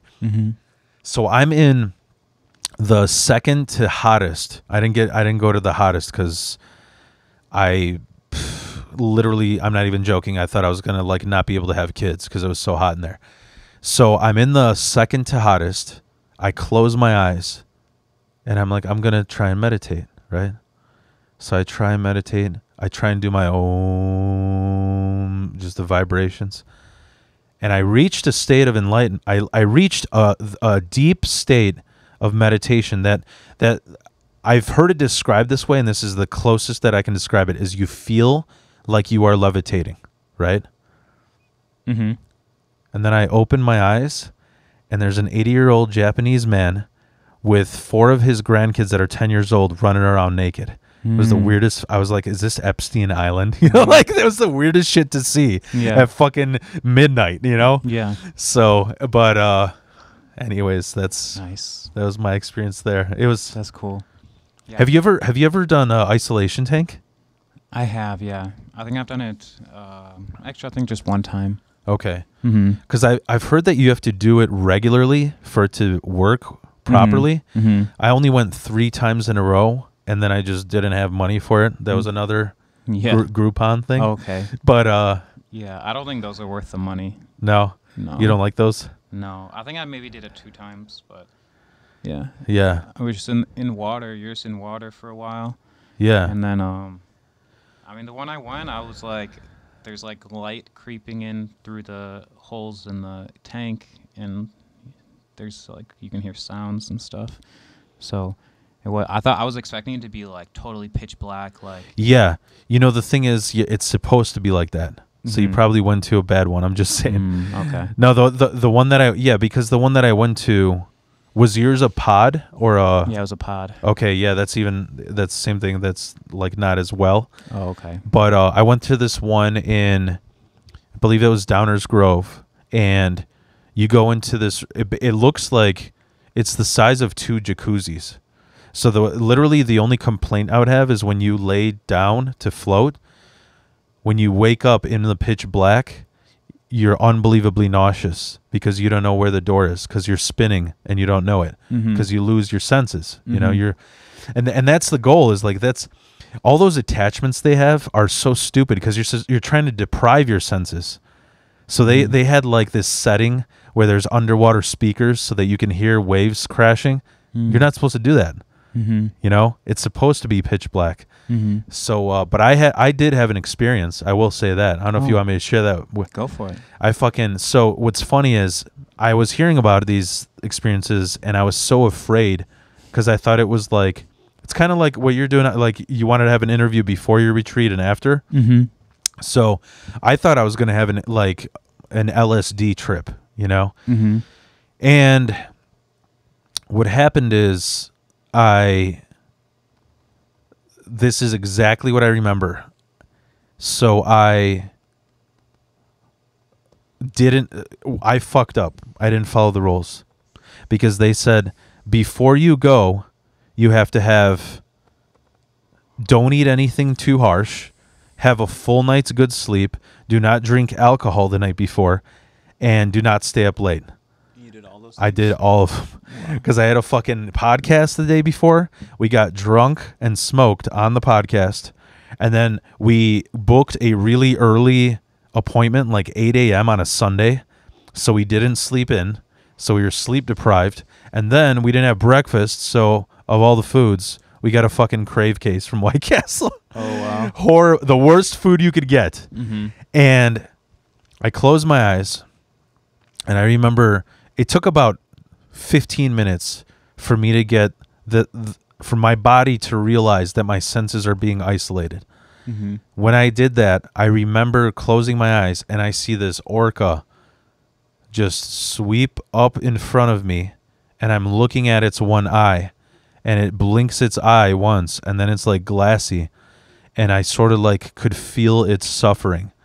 It was like it was trying to transmit this sonar to me of like, look at what you fucking idiots are doing to this world. Like look at what you're doing. You're turning it into filth. You have all the power in the world and you're using it for shit. And then here's the funny part. I started seeing Baphomet, started seeing a goat devil, and that's around the time that I started getting farts from the White Castle. Oh. So my gut biome was getting messed up and I started seeing fucked up shit. Yeah. And that's when I ended because I was going to crap myself in that fucking pot. Oh, man. So, but it was funny that like the images sort of, you know, so we're trying to say people is White Castle is Satan. Okay. Oh, but, makes sense.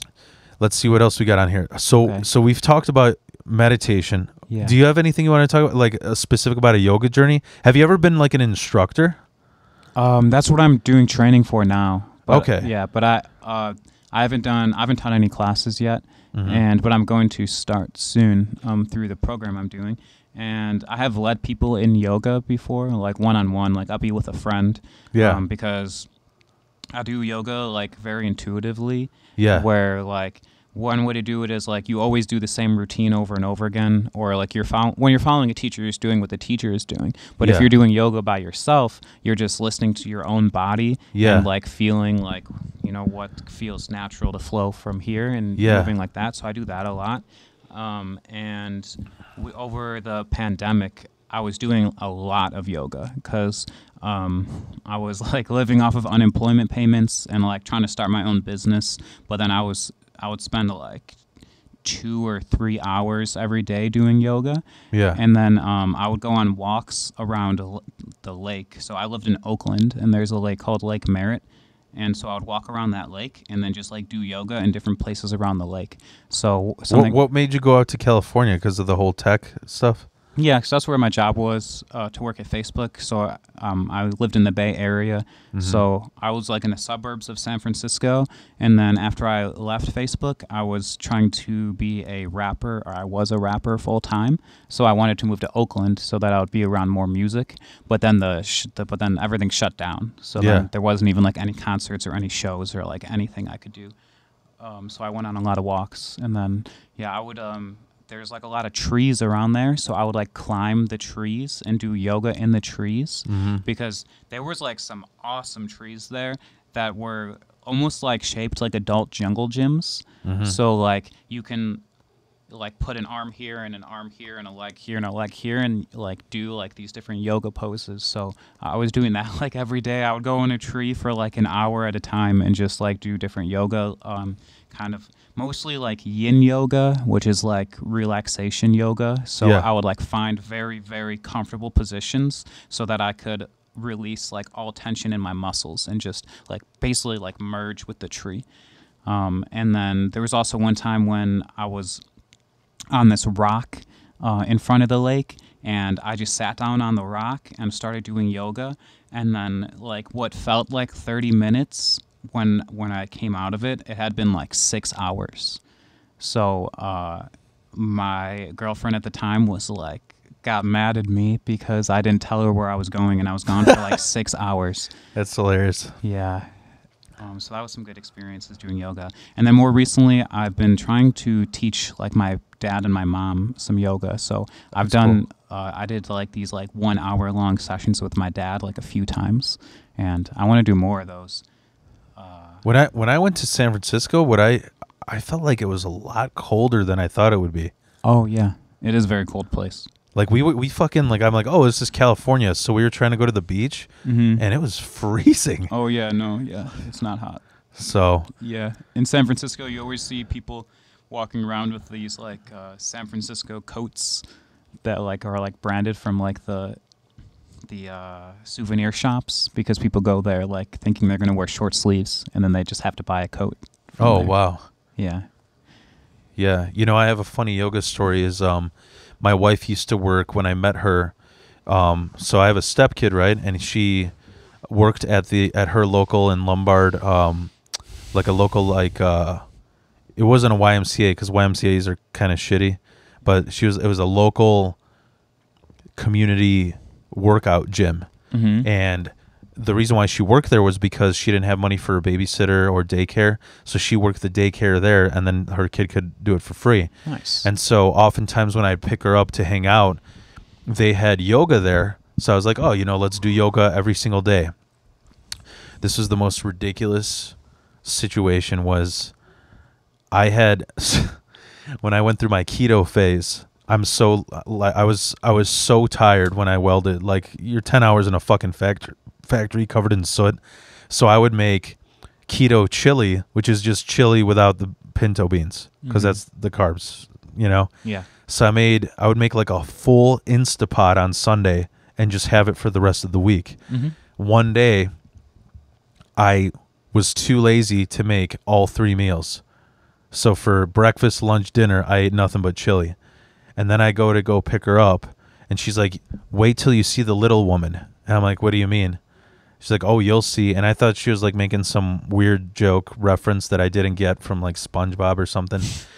And I showed up, and sure enough, I got posted right next to a woman that was no joke, like 2.5 feet tall. She was like a midget. Fun. And when she's next to me right after I just ate 3 meals of chili, so I'm just farting up a storm in her face. It was, oh my God, it was so bad. I was like, and the funny thing is we're like, this is just typical fucking ignorant people thing, but I was like, I wonder what kind of car a person like that drives. And she had a fucking modified Escalade. No way. It was crazy. So it was a really big car. Yeah, Escalade is like, I don't know if what's bigger than that, a Hummer, like. Yeah. So she had a fucking full-size Escalade, but then when you look inside, everything, like the pedals are like right underneath the edge of the chair, you know? Whoa. So it was really cool. Like, that's pretty funny. I was like, that'd be funny if you fucking got into road rage with her. Yeah. And you're like, oh shit, some, you know, Biggie Smalls is gonna come out of that Escalade, but then she just hops out, you know, a ladder comes out or a rope, you know. Yeah, a rope. But here, That's let me see if it's still recording. Okay. How long has it been? It's been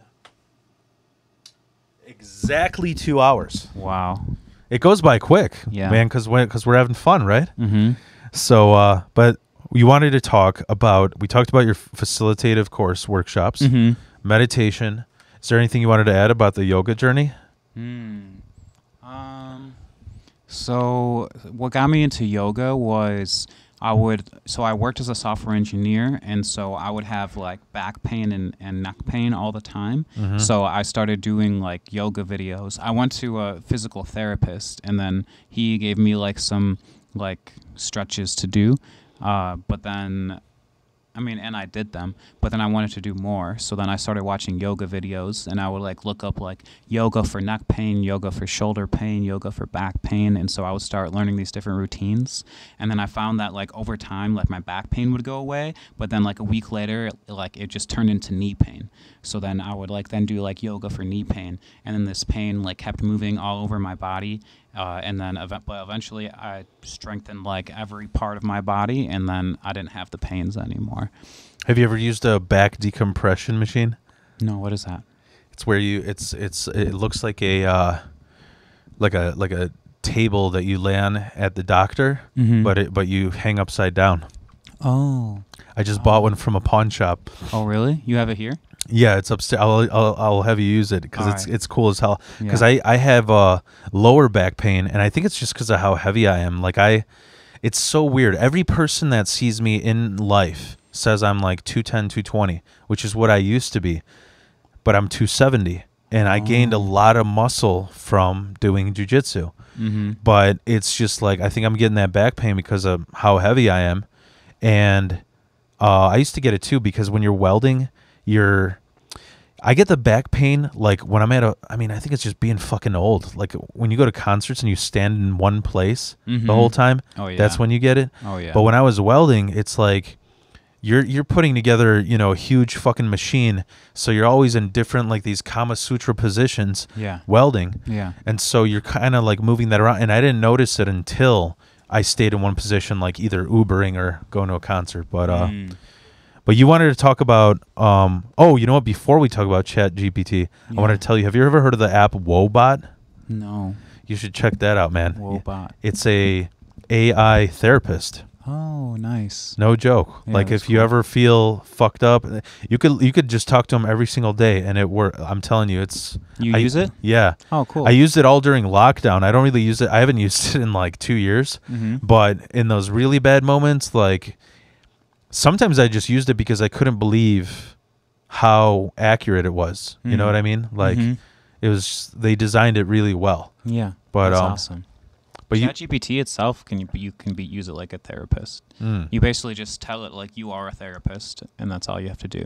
Yeah. Yeah. So it can be like anything. It's like basically what the company's trying to move towards is called AGI, artificial general intelligence, where it's like it's an AI that can do anything and like know anything because it has general intelligence, just like humans have general intelligence.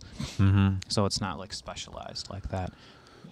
I think to be honest though, like I don't want to be that guy that bitches about it, but when just even today's the first day I used Chat GPT, But when you open it, you see all those regulations, nothing that will be biased, nothing that will be offensive, nothing that will be, discretionary to the user, whatever, And I'm thinking to myself, like, I think that's shitty, because you're not really, whatever it is that you look up, you're not looking up everything. You're looking up what it wants to look up. You know what I mean?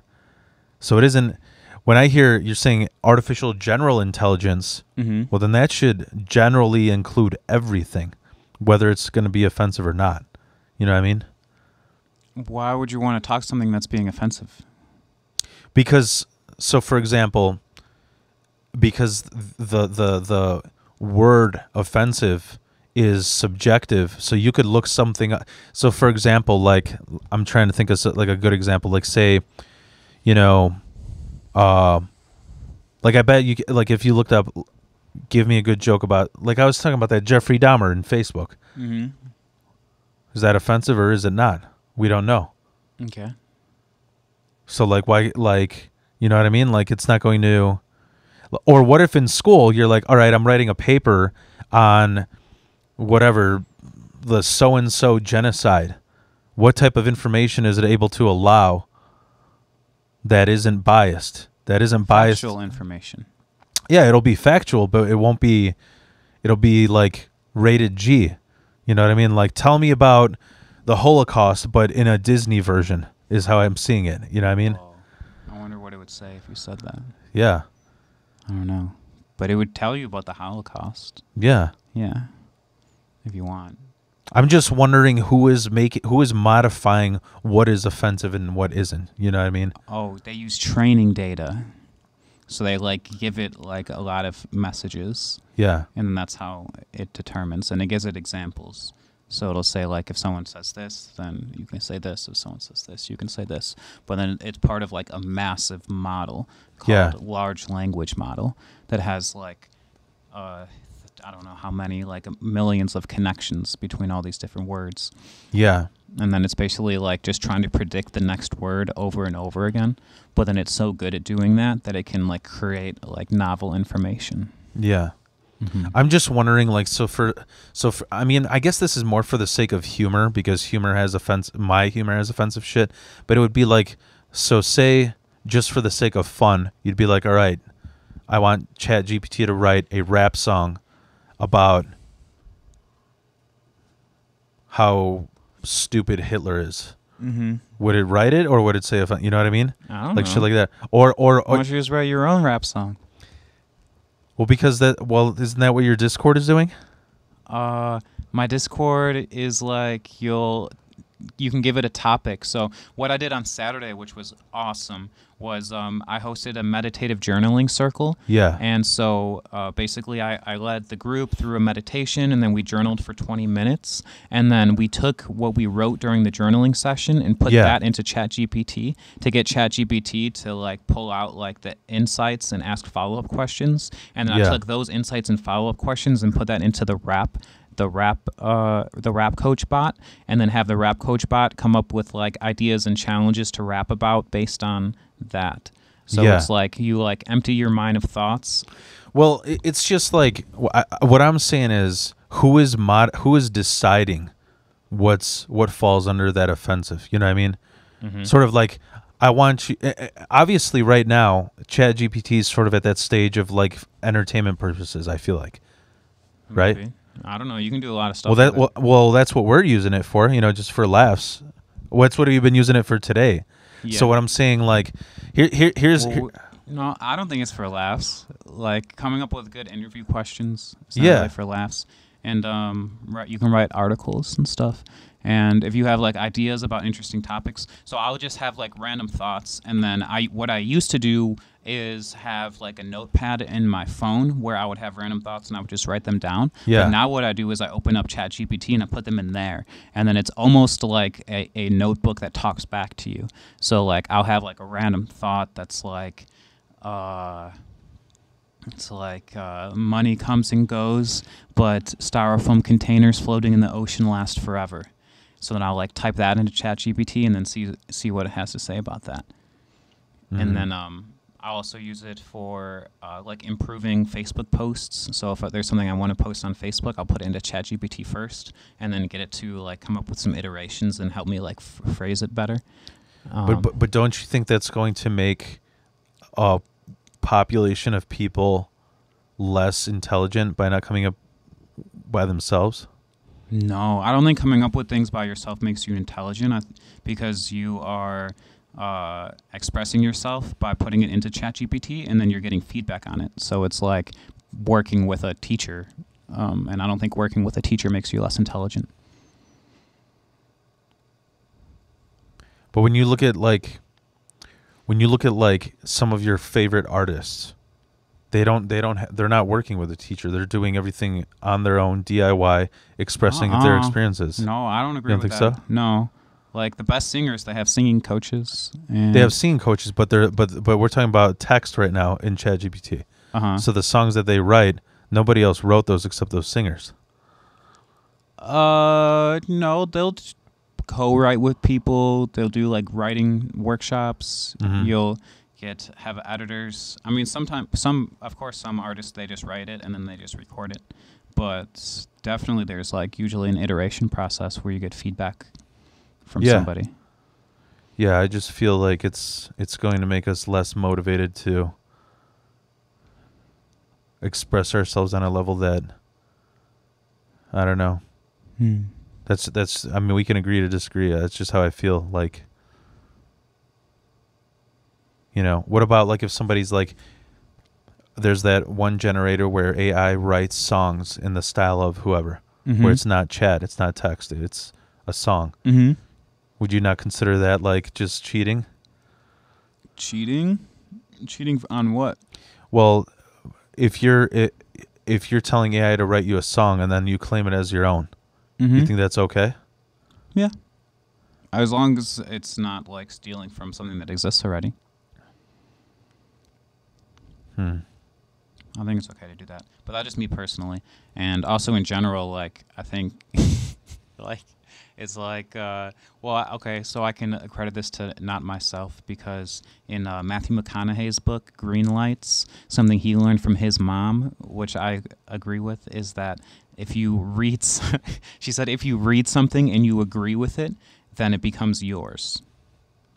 Which a lot of people would probably disagree with that. But it's like, even if someone else wrote it, if you like agree with it, then like you can just write it and then it's like you wrote it, which is clearly plagiarism. But that it's kind of like a mindset of like taking in everything and yeah. I mean, you have a problem with plagiarism, right? I have a problem with it. Yeah. No. You don't have a problem with plagiarism. How? Like if somebody's stealing your song, somebody just releases your song but says this was me. Yeah. You wouldn't have a problem with that. I would probably do something about that. Yeah. But but it wouldn't be exactly the same as mine. Probably, unless they were using my voice somehow. But then I'll just be like, this is my song. But if they're using my own voice in my lyrics, I feel like that's a way of destroying art, in my opinion, because each individual person has their own experience and their, like, for example, to me, I mean, I don't care what anybody does. It's, you know, as long as they're not stealing from me. But it's just like when I think about this, like, for example, one of my favorite artists is Velvet Underground with Lou Reed. I don't know if you ever listened to them. I'm not sure. They're like the pioneers of what's called slacker rock. I don't know if you know who Mac DeMarco is. That's who he's inspired by. So it's very much similar. And Lou Reed, it's sort of like, I know about his life. He's bipolar. He's self-medicated with heroin. He grew up in like the gritty streets of New York and that whole New York Andy Warhol scene, right? So whatever he writes, whatever music comes out as an output from him, that's going to be beautiful to listen to because I know that is sincerely him. That is sincerely him as an artist. This is him. This is what, you know what I mean? It's sort of like if you see this like jet stream of experiences going through your mind and your soul, and this is what's coming out on the other side. And to me, the idea of I don't know, some fucking like random spoiled ass kid who just sits at home all day being like, all right, write me a song about me being traumatized and how hard it is in the streets. Like, that's, you know what I mean? Mm-hmm. Like, I can't, like, inauthentic. Yeah. Mm-hmm. It's not that it's not even going to sound like their experience. They might, I wouldn't even know if they would release it because it's not them, Mm-hmm. you know? Yeah. So, I don't know. That makes sense. But yeah. Is there anything else we should cover? You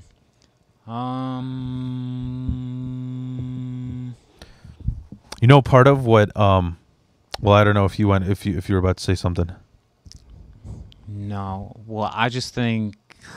Well, I can say a lot about ChatGPT and like how many different ways to use it, but I think it's like really interesting to think about like school and how it's going to change like the education system. Yeah. Because so how would you say that? Like, for example, here's a kid and you're telling him you need to write a 8-page paper completely describing, whatever the struggles of whatever people being drafted into Vietnam in America, right? Mm-hmm. That kid has to go normally would research several books. Mm-hmm. Back, whatever, in our days, we'd go to a library, right? You have to do it by hand. Mm-hmm. Now you can just go on the internet and look up things. You probably still have to go to books, Mm-hmm. but do you think that kid typing that into Chat GPT and turning that in, you think that's like a good thing? I don't know. Do you think so? You think it's okay? I don't think it's the same thing as writing a research paper. Okay. But I definitely think they could use ChatGPT as their research, and then they could also like read books, pick out the quotes from the books, the information, and then put that information into ChatGPT and have ChatGPT do like the manual part of like arranging it into an essay. And then I would say that they wrote that research paper. Yeah. I just feel like the skills that we need to do those things manually will be like no longer valuable, and that I think that's a bad thing. I mean, I think it'll level itself out because I think there'll come a point where Chat GPT isn't your god. You know what I mean? Where there'll be like some kid who's like, I have a crush on this girl. Chat GPT, tell me how I can win this girl. Yeah. Well, this is machine versus a human, and you're not going to win that. You know what I mean? What do you mean? No. I think it would be helpful. No? Are you saying it wouldn't be helpful? It might be helpful, but to get help to win the girl? I think it would be like, number one, helpful. Ask her questions and respect who she is as a person. Number two, buy her gifts. Number three, give her compliments. Number four, yeah, but these are things cheat on her. No, but these are just things that you Google. Yeah, you could Google that. Yeah, but using an AI to try and get this girl, that's either like creepy, predatory, or it just won't work because this person is an individual and ChatGPT doesn't know who this individual is. Okay, what about this? So there's a new company and it's called Cupid AI, and then what they do is they like connect an AI. Like a chatbot, basically, with your dating profiles, and then they will match with the women you want to match with based on your expressed preferences, and they'll start conversations with them, and then basically like just fill your calendar with dates. So you skip the whole part where you have to like talk to them on dating apps, and then you just have dates that you go to. Yeah, that to me though, I think that is okay because that's almost like having a fucking secretary. Yeah, you know. Mm-hmm. But I'm just saying. But it's a secretary that's talking to prospective dates and like winning dates. Yeah, but also it's sort of like the hardest part. Like, I guess what I'm saying is things like love, art, creativity, and just your general spirit are things that a machine cannot do, I guess is what I'm saying. So setting up dates for you and being like, oh, you guys both, according to your makeup and your experiences, you both mutually like Giordano's pizza the most, right? Mm-hmm. So it'll set that up. That is okay because when you go on that date, that's just you one-on-one, and that's going to organically work itself out or not. You know, you could have something that, I mean, me and my wife are like opposites attract. So that's another aspect where it would not really work. You know what I mean? And so, like, not to mention, I mean, it's sort of like how many, I think of like when I go to like metal shows, that's part of the reason why I'm an outsider, because I listen to the most like devastating, destructive black metal, but I mean, look at me. Like, I'm probably the only guy at every show that doesn't wear all black. And it's like, why are you even here? So it's sort of like, I don't know. I'm just saying there's certain like soulful, organic aspects of being a human that I don't think, at least any time in our lifetime, something like an AI would replace. I don't know. Yeah, it can't replace you as a human. It's more like it's giving you more like a life inputs. coach. Yeah, a life coach, yeah, but it's also giving you more inputs. Like you gave the analogy of jet fuel going in and jet fuel coming out as creativity, and now you just have jet fuel that's powered by AI. So you have like a lot more inputs, and you can create your own inputs. And one way to think about it is like, have you heard the term, what's it called? The age of information? It's kind of like the Industrial Revolution. Yeah. And there's like the information age. Yeah. And so like with AI and things like ChatGPT, it's like post-information age, where like instead of just having access to all the information you want, you can create any information you want. So like if you want to learn something, you don't even have to find the information. You can create the information to teach you something, which is like a whole new paradigm of human existence. Are you saying it's creating like false information? No, I mean like you don't just have information at your fingertips. You have information like coming out of your fingertips. Because it's going through all of the database of the world. Yeah, and it's creating new things. Yeah. So it's like, you know, so I'm sorry, I didn't mean to interrupt, but when I was talking earlier about this whole bias of like what's offensive, what's not offensive, you know the difference between like, I mean, you know the whole thing, I'm guessing, between Google and DuckDuckGo. Right? Like Google, here are these things that these companies paid for to show up as the top results or what they want you to know. And it's very easy to see. I mean, I just saw it today.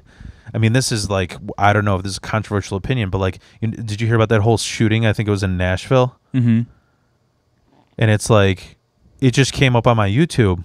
And my wife's like, I want to watch that because we were eating lunch, whatever. And we watched it. And she's like, oh, this is the transvestite or the trans person. I'm like, what do you mean? I never heard about that. And she goes, yeah, this person. And they didn't mention it at all in the first link that showed up. It didn't mention at all that it was a trans person. But then I looked up I'm like, I think you're thinking of something else. There must have been some shooting like 2 months ago. And then I looked up trans person Nashville. And then it had like 20 of them saying that this is going to be horrible for the trans community because this person was a trans person. You know what I mean? So what is happening where this information isn't popping up? Do you know what I mean? Yeah. I mean, it's a question of like, is that information relevant to the story? So some people would say it is. Some people would say it's not. Yeah. And so to me, I don't know what I'm trying to say. It just seems like it's like it's called bias. Yeah. Yeah. Did you ever hear about how Teslas are supposedly racist? Teslas are racist. Yeah. No.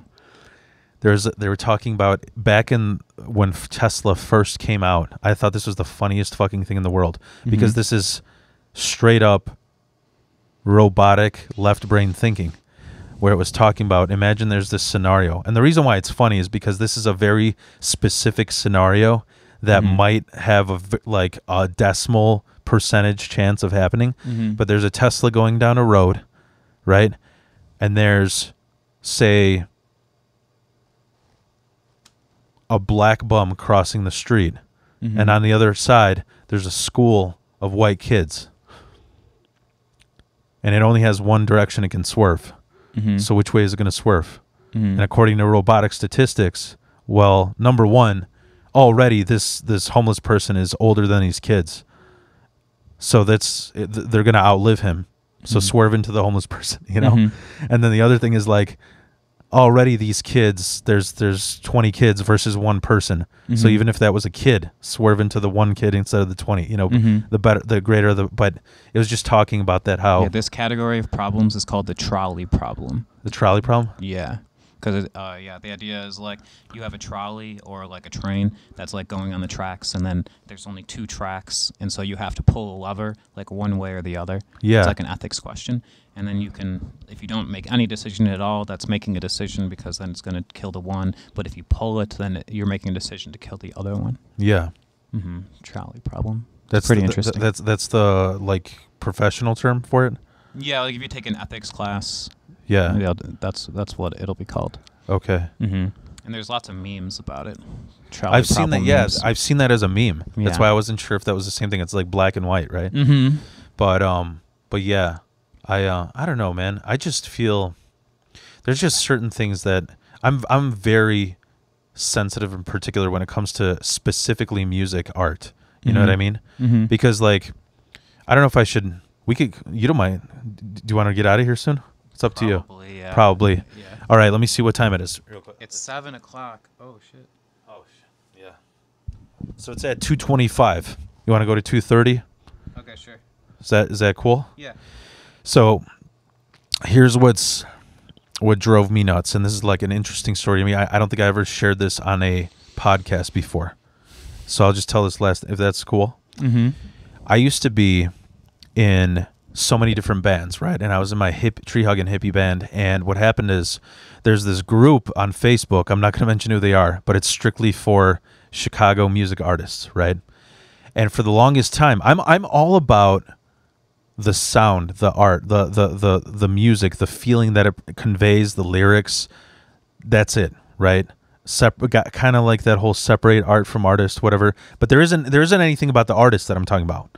The point that I'm making is what I noticed is, so I'll tell you a quick history of my band. I was obsessed with this band, Brian Jonestown Massacre.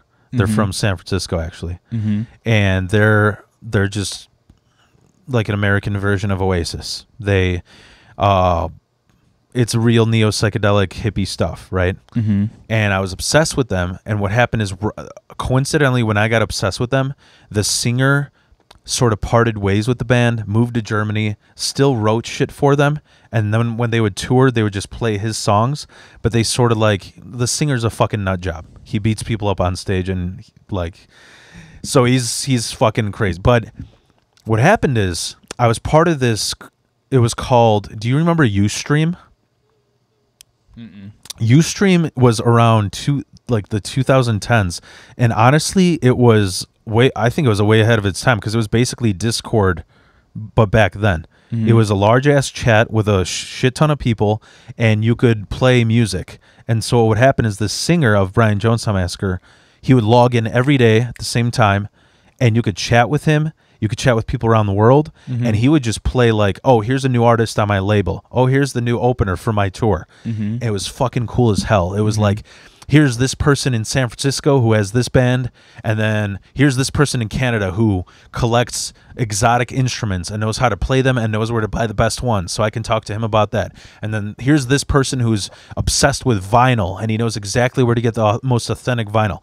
So it was just this cool fucking like Andy Warholian like art collective that I felt like I was part of, you know? Dude. Sounds like Twitch. Yeah.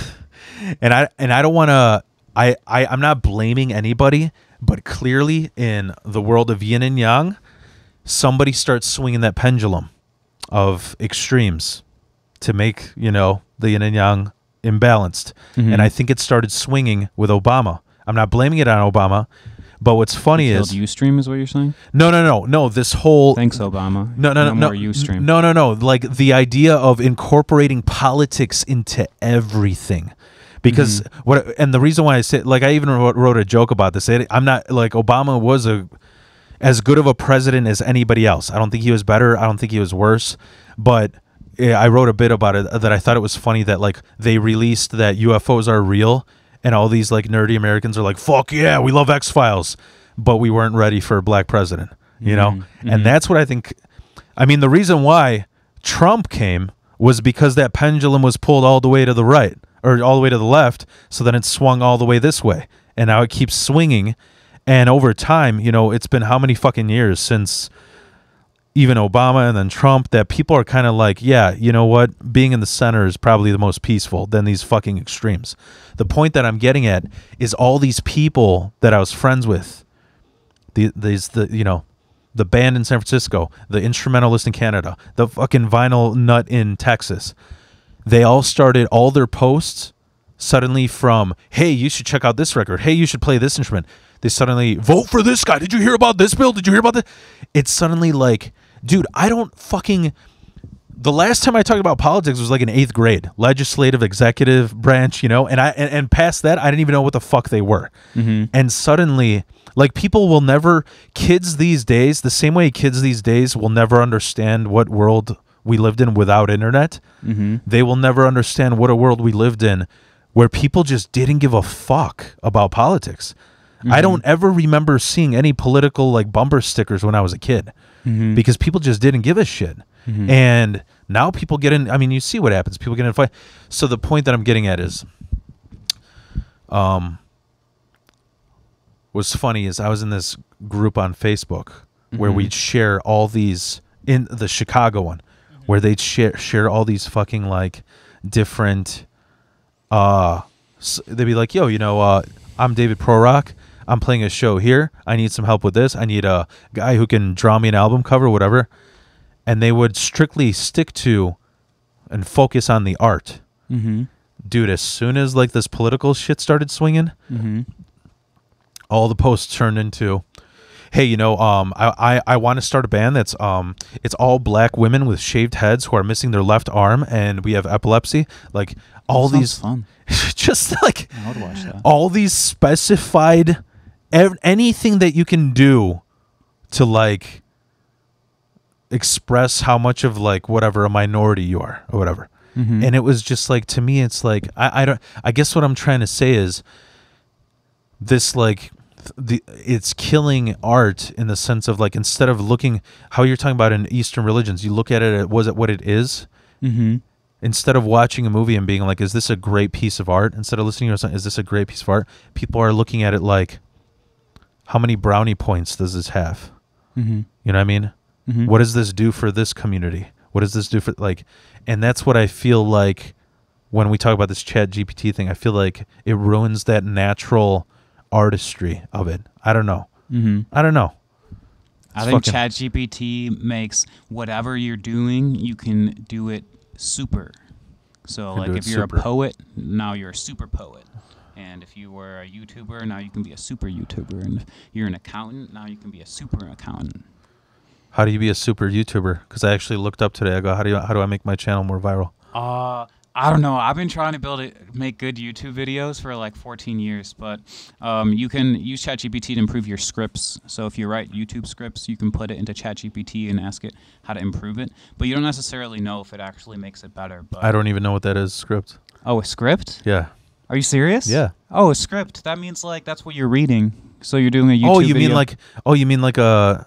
like reading lines. I thought you meant when you're talking about coding scripts. Oh no, that's also called a script. But yeah, I meant like you're acting or you're reading a script. That I thought because my kid he said he was giving out coding scripts for money. Oh, nice. And I didn't know what the fuck that meant. Like, yeah, that means is it just like cheat codes? Is that a fancy word for cheat code? Like coding scripts? I mean, it really depends on the context. But he was playing Roblox, so probably. Well, in Roblox, you can build your own world, and when you build your world, it has to be programmed in certain ways. So okay, that's probably what he's talking about. Like, he wrote a script that makes it so you click on a chair and it starts to fly, for example. Yeah. So that's what that means. Okay. Yeah. But I was talking about YouTube scripts, like what you say. So ChatGPT can be used for that. It can be used for, like, anything, really. Like, you can come up with ideas for YouTube videos. Something you could do with ChatGPT is go on, what's it called? Like sort by trending for today, and then take like the titles of like the top 10 trending videos and put them into ChatGPT, and then ask it to like create a new video that like incorporates all 10 of these ideas. But it'll only be text, right? Yeah, text. So you have to make the video still. You have to Yeah. record yourself talking or record the things, make the sketch. It depends what you're doing in your YouTube video. I guess to completely summarize what I was saying is when you think of like your most favorite piece of art, whatever it may be, when you're thinking about like, I don't know, is there like a favorite song that you like by lyrics that relate to you? Yeah.